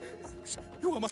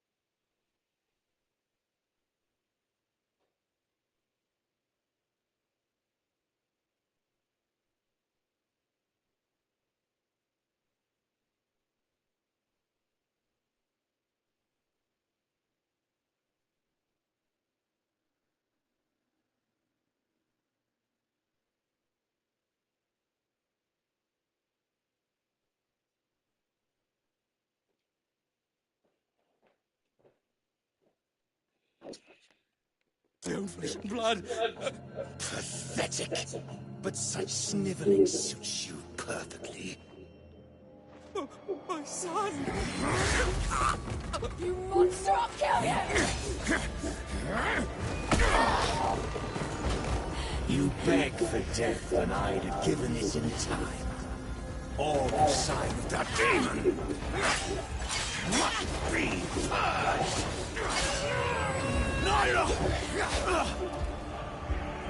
Well, well, another meddler. One after another, these interruptions never cease. I'll take my leave for now.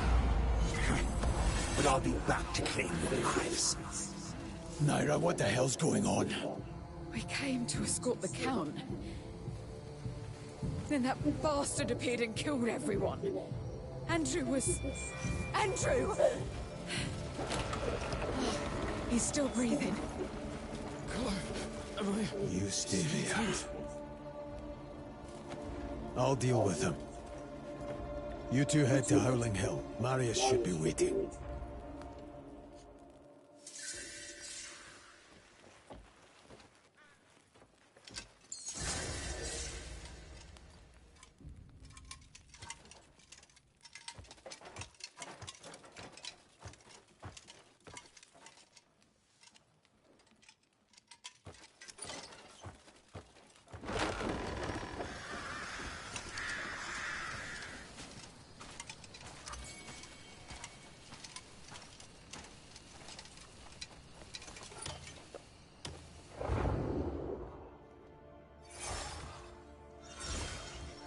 Other than at the ball, Jeffrey Epstein was a spy.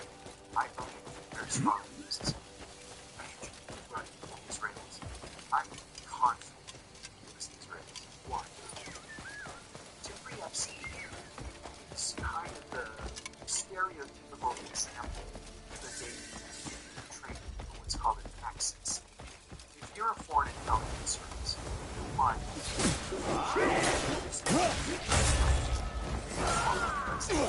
from CEO from the British royal family. You're not going to work for defendants made this places podcast with remarkable consistency. I mean, what's the point of running the operation? It's about blackmail.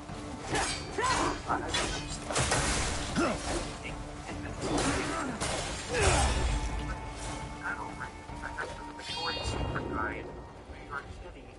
Oh my god, they got dirt on everyone, including the current president. This is a crisis, the likes of which, if we counted this, everything could fall. It's traumatic, cutting, and critical of the highest institutions of the government. And some of these public disclosures, probably the ones that get less attention because they're harder to read, are just as unsettling. This video is sponsored by Incognitive. Most people assume their personal data is scattered around the internet by accident, but in reality, there's an entire industry built around collecting and selling things. Data brokers compile huge profiles of people, name, address, phone numbers, family numbers, browsing habits, and then sell that information to companies you've never even heard of. Once your data is in those databases, it spreads fast, but Incognitive helps remove it. Instead of trying to track down dozens or even hundreds of data broker sites yourself, Incognitive contacts them on your behalf and requests the removal of your personal information. And they don't just do it once, they continuously monitor and send weapons.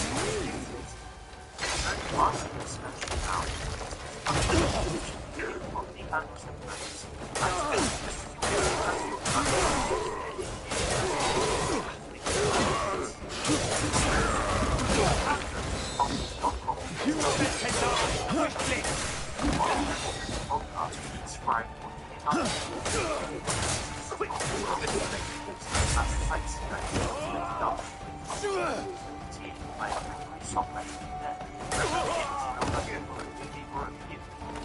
He would feel that the CIA has developed technologies to, for example, why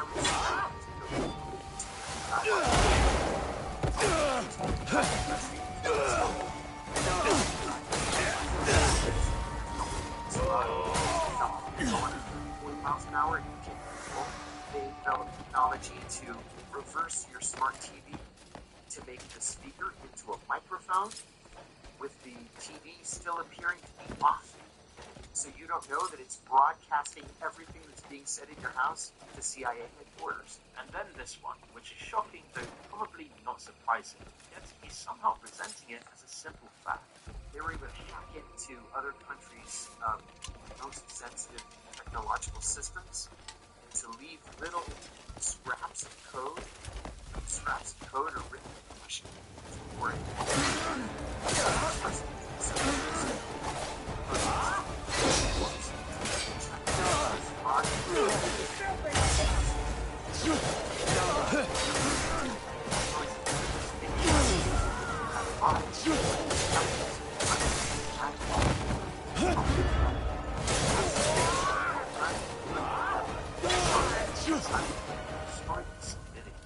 And his career definitely you start to see new creations that make you wonder what's really going on. His views evolved with the time. On his earlier appearances, he was strong and absolutely was an actor's agent. Then the latest tranche of Epstein files came out, and suddenly his position failed. I've always believed that Epstein, to me, was obvious scientist.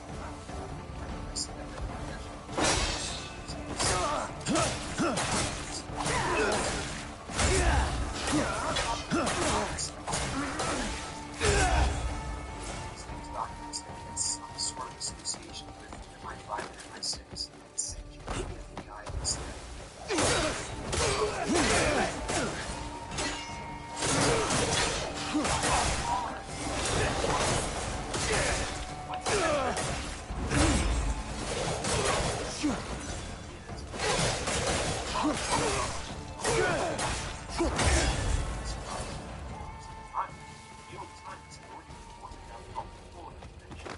When he described the sweetheart deal, that was one of the most common aspects of the entire Epstein saga. On torture programs back around the 9/11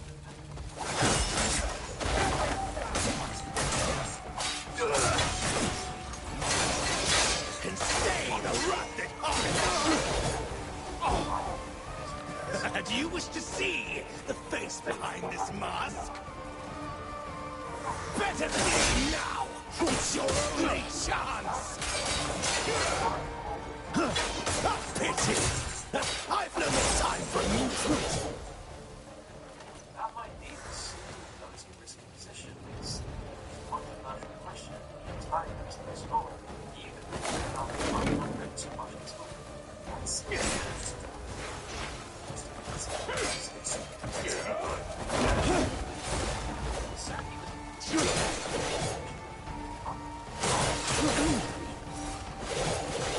tell you how much the Epstein story is. When even serious CIA whistleblowers aren't doing something Epstein, things will ask how absurdly dark those who usually went to prison for whistleblowing found the information that led to ones. The aim is not to discredit John, as he's a rabbit hole himself, and that tells you a lot about why the CIA is trying to make the original assessment. He spent months and months in this.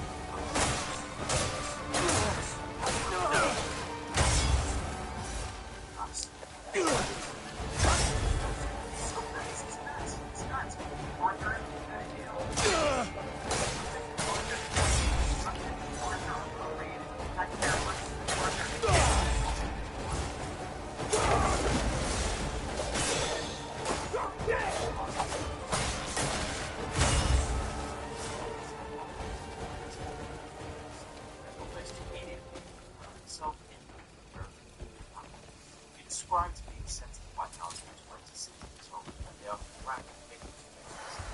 Also, documents. You sit down and the president says, well, now what do you do? Everybody turns and looks at me. I said, Mr. President, as you know, Iraqi troops crossed the border at 2 o'clock this morning. I said, actually, he's the co-founder of the Popular Front for the Liberation of Palestine. The Vice President shouts, Jesus Christ! The President says, gentlemen, thank you. I'll take it here. And I remember saying to myself, my friends would never believe in 1,000 years from now. They wouldn't even believe it. That's where it comes in. When I switched to operations, jobs, very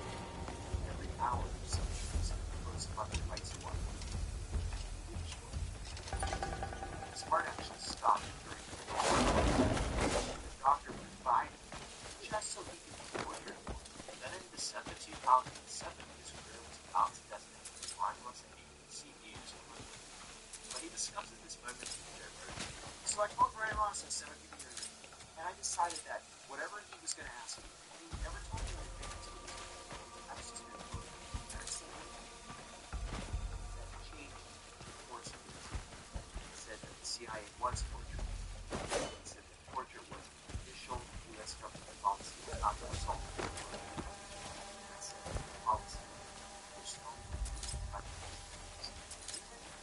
Imagine, within 24 hours, the CIA filed all the crimes.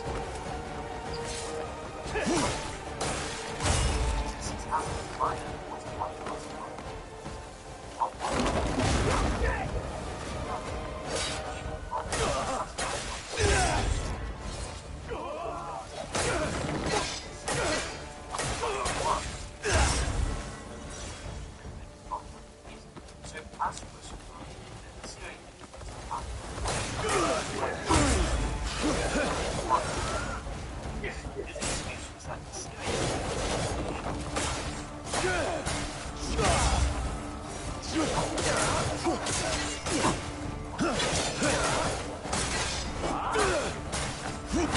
Damn, that guy's fucking Quit swerving.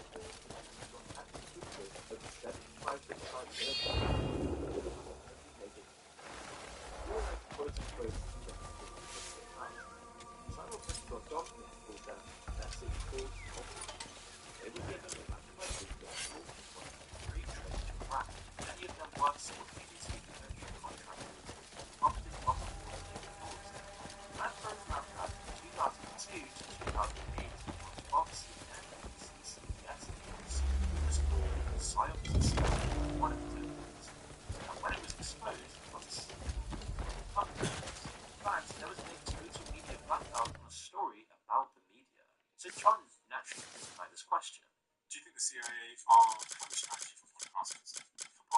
I think yes. Now they do. It took them a little while to get current, but just like they over time developed a strategy with Hollywood, sure, they're developing a strategy with podcasters.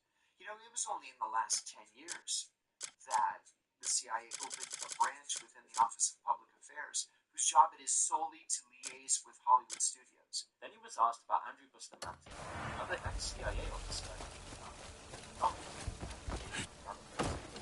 Bustamante is really out of selling his experience. It's not every publication. And that's true. Andrew is everywhere. There's a business that John thinks people aren't going to mention about him because it seems possible. So we asked John to discuss why the CIA is clearly targeting the podcast circuit, and surprisingly, he gave advice about using secret strategy and a lucrative side hustle with bad spies. He said he's often asked to comment on podcasters.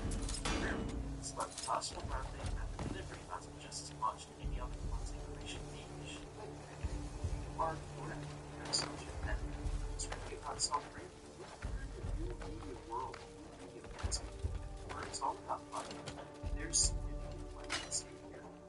And so there are a lot of CIA people thinking of, Bustamante, probably the one that's out there making money on this CIA. Like Baker, there are others, myself included, and sometimes it means on something else. I'm on Fox News all the time. I used to be on CNN a lot, MSNBC occasionally. But it's kind of cool. It's all about something. Bustamante is the first name to pop in John's head because he's been one of the best in the CIA role for decades. There was something called 3-Day Spy, the first ever news spy for the time. On his first appearance, his part of the CIA. The CIA it's fairly transparent. They tell you if you are being recruited because of certain psychological impact that makes it so they can pragmatically view things with their lives. You also listed something that would be a lie.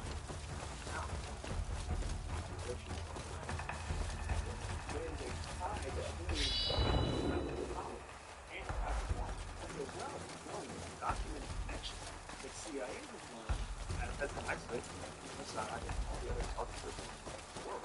They've learned that when you train someone has just the right amount of when you put your hands on them at the right time and the right period of their life, they can be trained extremely loyal, highly productive in the field. Current reasons point to said the same thing multiple times, but the CIA actively took the approach to we're comfortable with the world you're in. CIA actively seeks people who have sociopaths. People, not sociopaths. Sociopaths have no conscience. People with sociopathic tendencies do have a conscience. They do react in holographic. But if we believe we're the good guys, we're happy to work in legal, moral, and ethical ways. So do you have sociopathic? Absolutely. And what are your sociopathic tendencies? My sociopathic tendency was to operate in moral, ethical, gray areas. Andrew's credentials are generally viewed as overblown, and when he went head-to-head with John in debates, you could pretty much see who was pulling the line and who had something more authentic on the table. In 1945, 1946, we executed Japanese soldiers who had waterboarded American soldiers. January the 11th, 1968, the Washington Post ran a front-page photograph of an American soldier waterboarding a North Vietnamese prisoner. That soldier was arrested, convicted of torture, and sent to prison for 20 years. All of a sudden, in 2002, torture is legal because Johnny tried to save us. Well, the law never changed. People commented stuff like this. This interview shows exactly what went wrong in the past 20 years. We used to have a country run by John, and now we have a country run by Bustamante. And quote, so what we have I can is sense his presence. jail his belief, and a guy willing to change the rules to stay out of jail. Andrew, for his part, described the CIA's internal culture Devil of the reed fields, I have come to claim your head. Not good enough if you stay inside.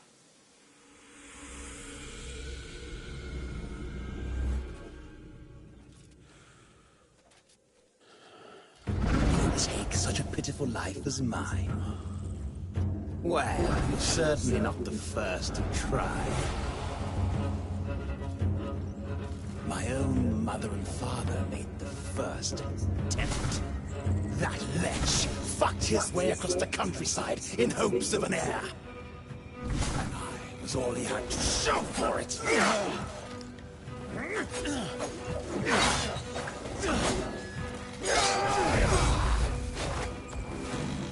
Yet when the plague overtook me in my youth, my father saw me unfit for his noble name.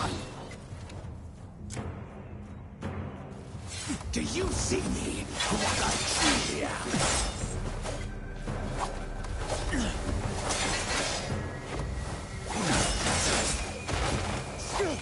Alas, even if you did, it would make no difference.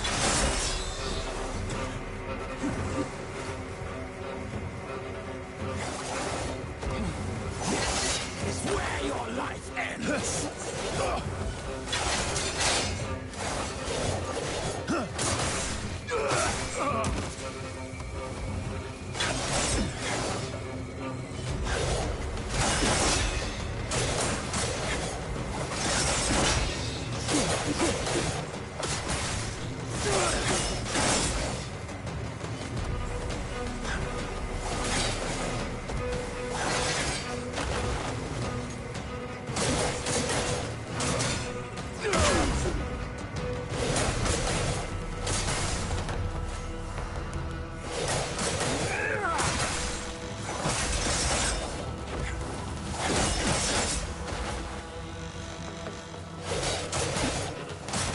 His words still hang like a noose upon me. Die! How can such a creature claim to bear my noble blood? You are not even alive! Suffer off this mortal coil and honor our family with your death! Resorting to cheap tricks.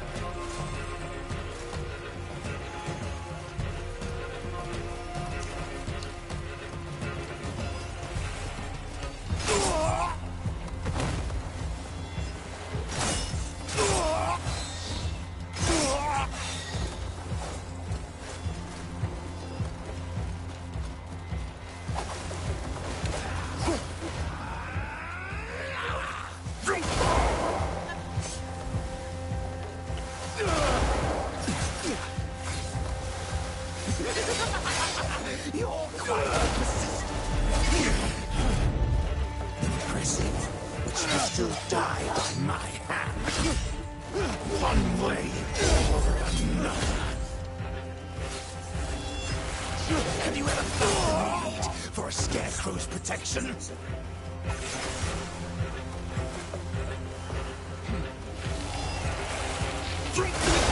Whenever someone stood in your way.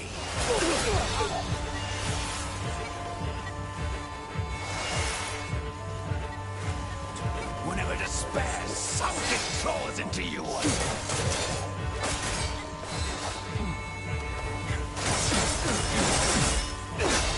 Whenever you felt helpless,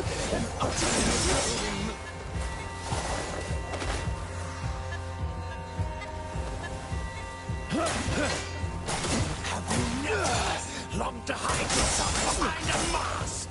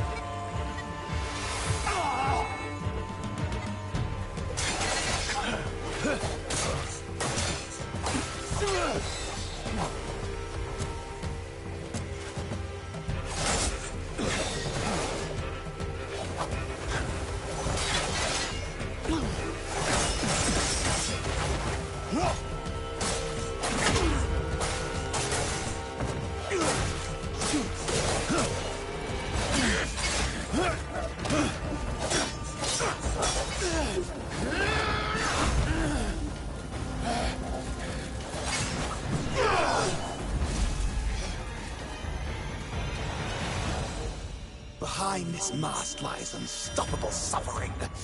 Then I'll shatter it.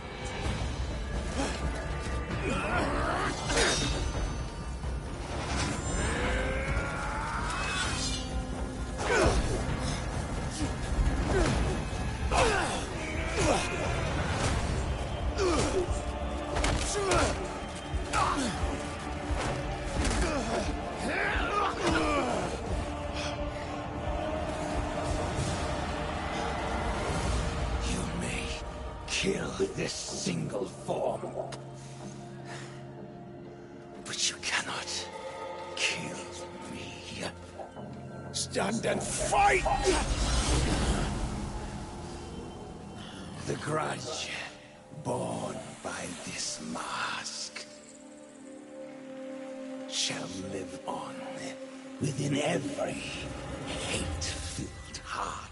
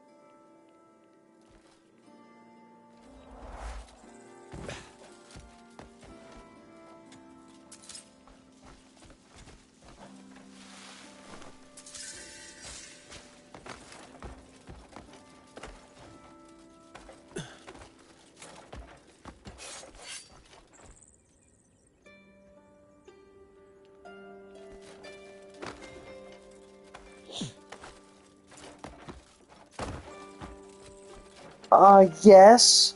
Yes. ... Honestly, you know, it was hurting a little bit.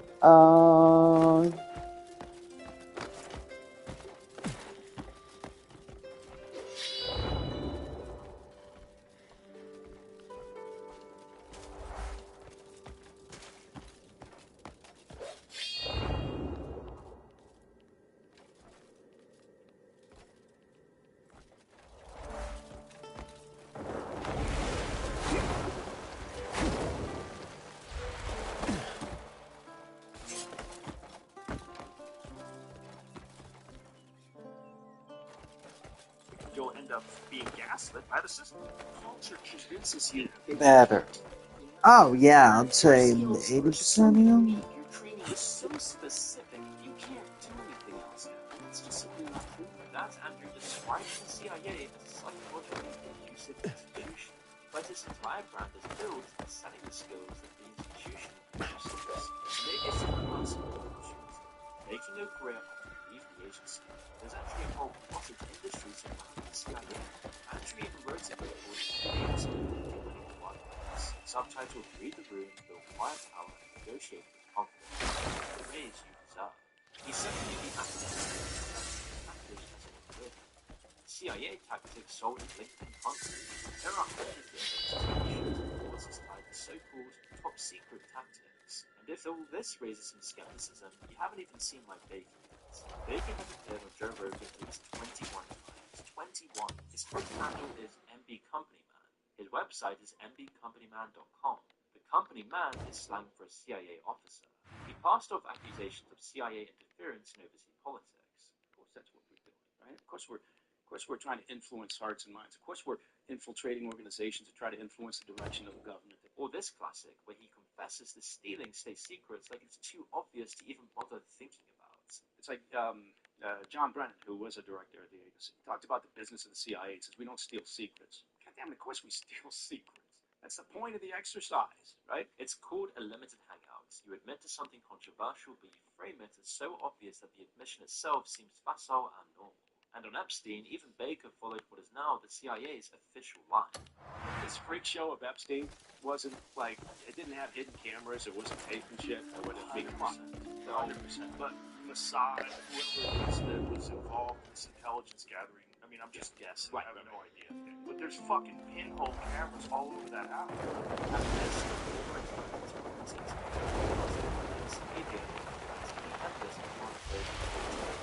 Dean Wright, a former CIA officer who worked at Baker's company diligence, running it into a problem.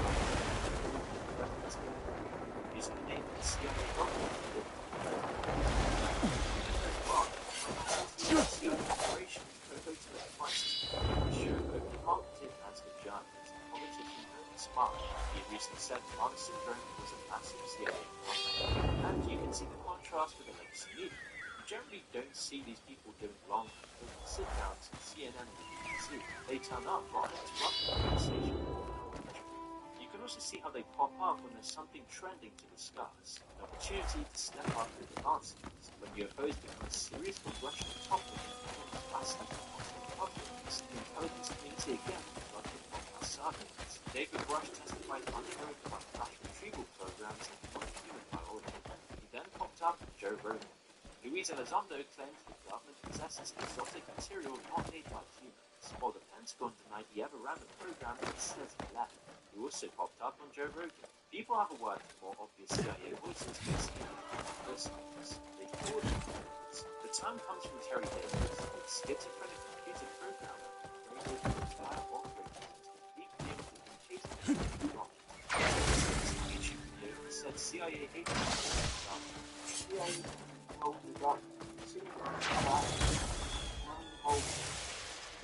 adapted as the go-to slang for any federal agency obviously fragmented public space. The joke is that these people are too visible for genuinely good. So the joke only works if you assume the visibility is accidental. But it's not. What if it's just part of the scene? Or Carlos Watson, when asked if he's a good liar, John says, "Are you a good liar?" I think I am. Why am I a good liar?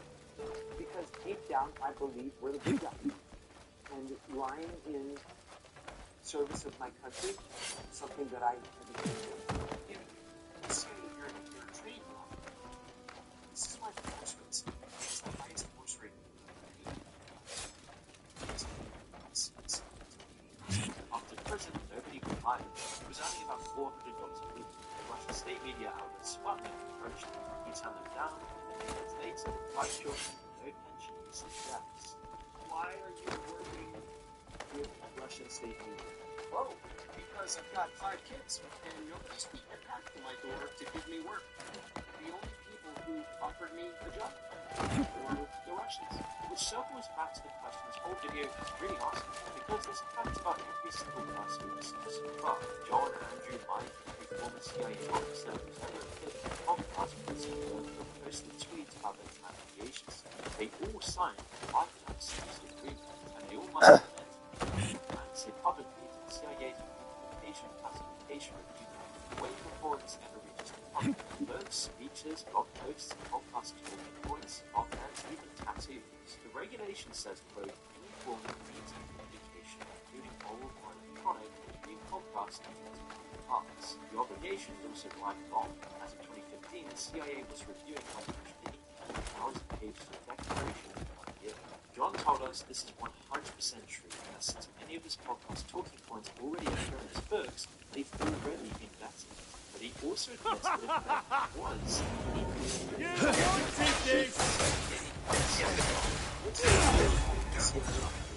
Die! You didn't try to run! Good!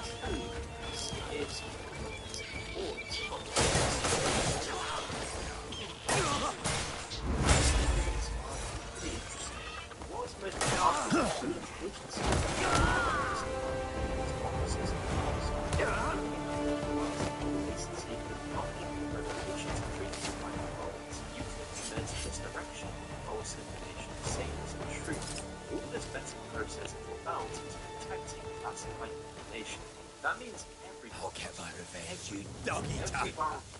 Every person in this video was read and approved by the CIA before you had it heard.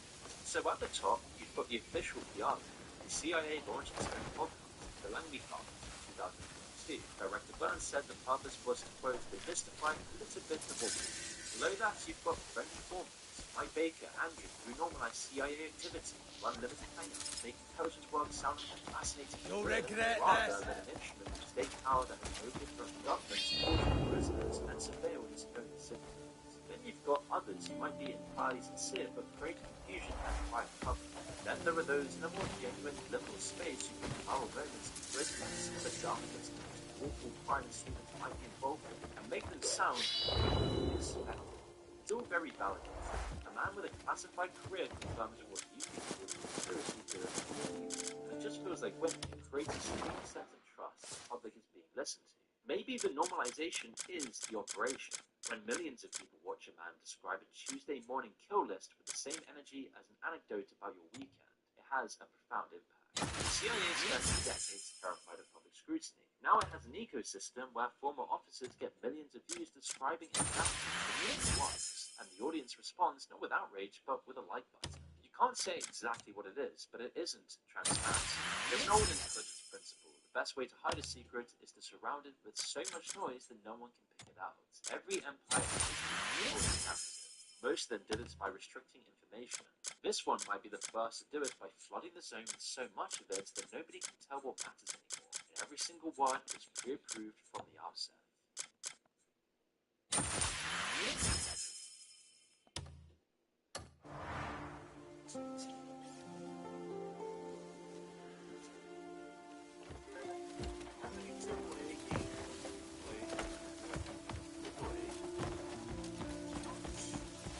I bet more than a few. They certainly have the money to market. They hype you up with crazy cinematic trailers and promise you the world, and then they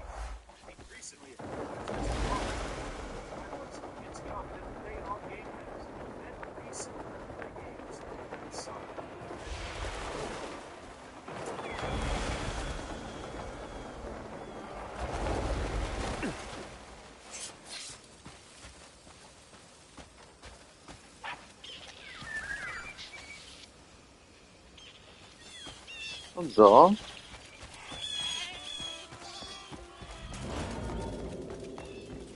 How we debate ourselves in wobbling so.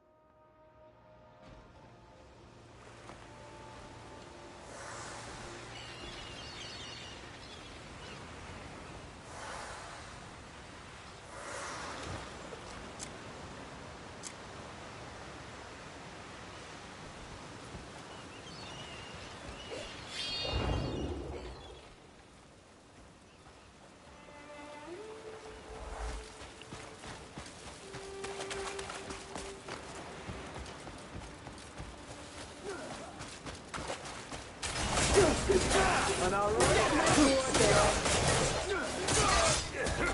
you're not leaving here alive!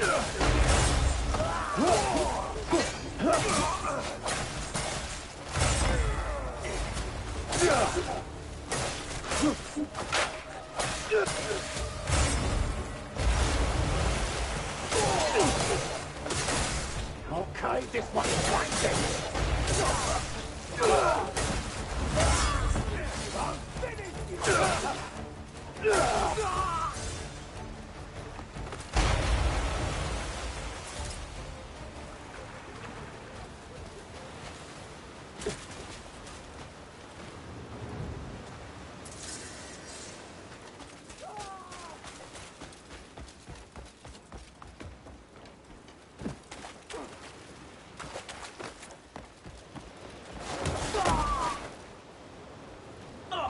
On the blazes! Find me of all people! Beat me all you want, you're not getting a thing! I'm telling the truth, I'm poor as dirt! I'll give you what I can, just let me go!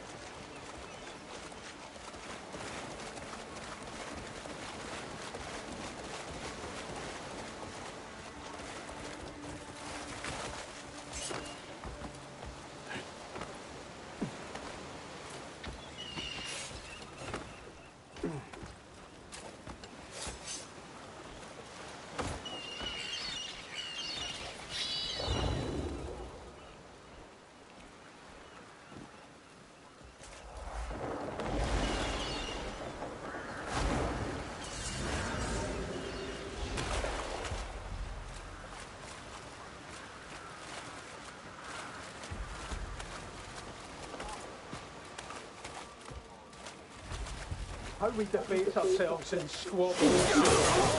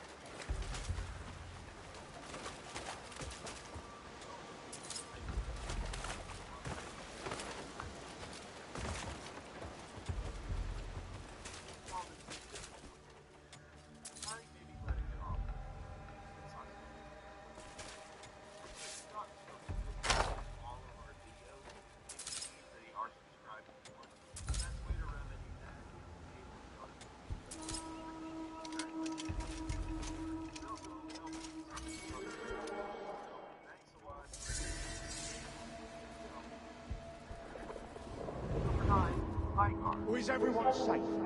How far did the storm toss us? While scouting around, I spotted some of the dancing Catfish's crew. What? This is their territory? I heard they killed everyone and took the village for themselves. I've heard the same rumor. The pirate crew follow Sir Catfish with the madness of zealots. Set timer 12 minutes. No time to waste. Let's be gone before they catch us scent.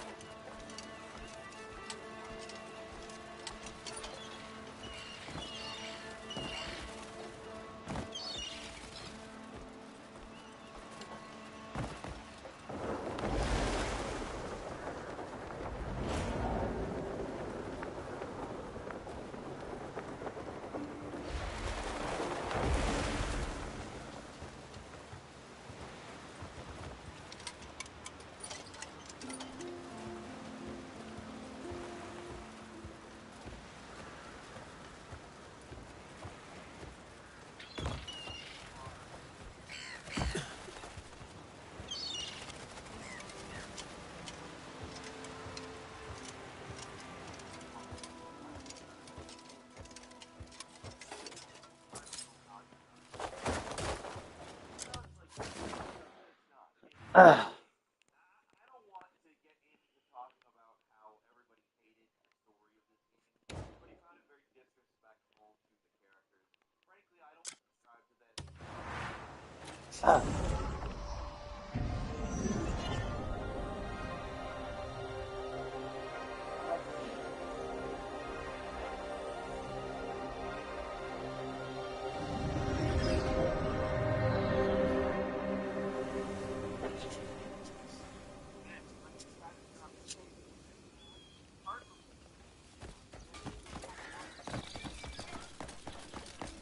If you want to.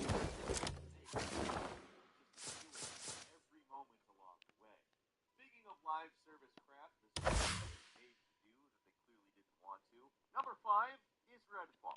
I would say pretty much the poster for that type of thing. Now, Redfall is a game that argues on first by Bethesda, acquired by Larger. Great tidings to you. Spot a basket up in the air? Keep your distance.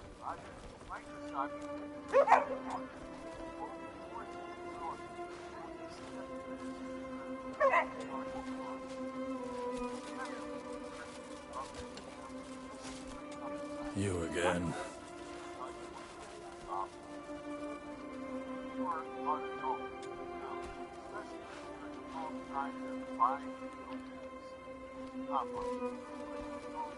Get a good look, did you? A mighty blade tests the horror of its master. Searching for a sturdy blade?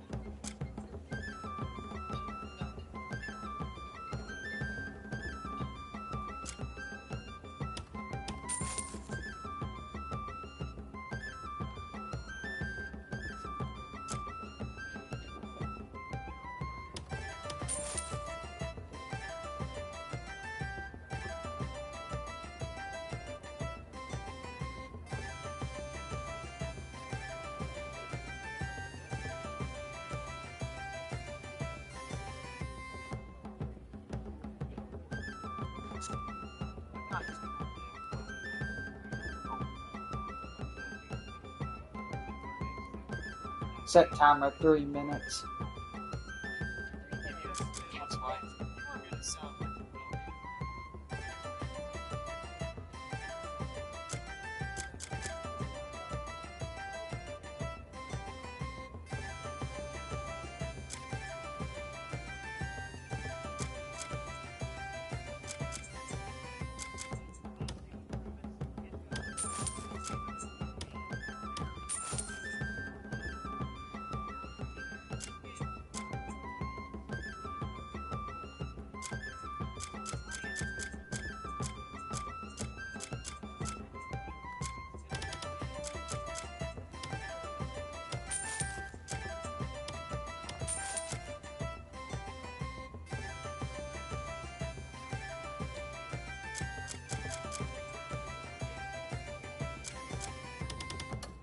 Every warrior counts on the weapon of their son. Remember me when your blade grows dull.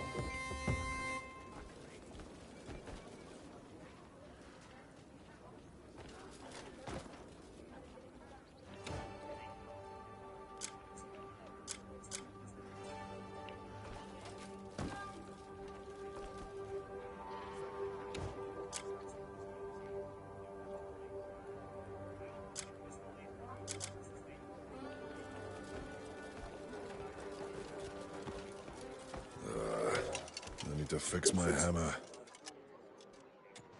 Well, you've come to the finest blacksmith in town. Though, not at the best time. My hammer's about to give out. And even a skilled blacksmith like me is nothing without the proper tools. I could gather wood myself from the forest nearby. But a blacksmith must never leave his forge.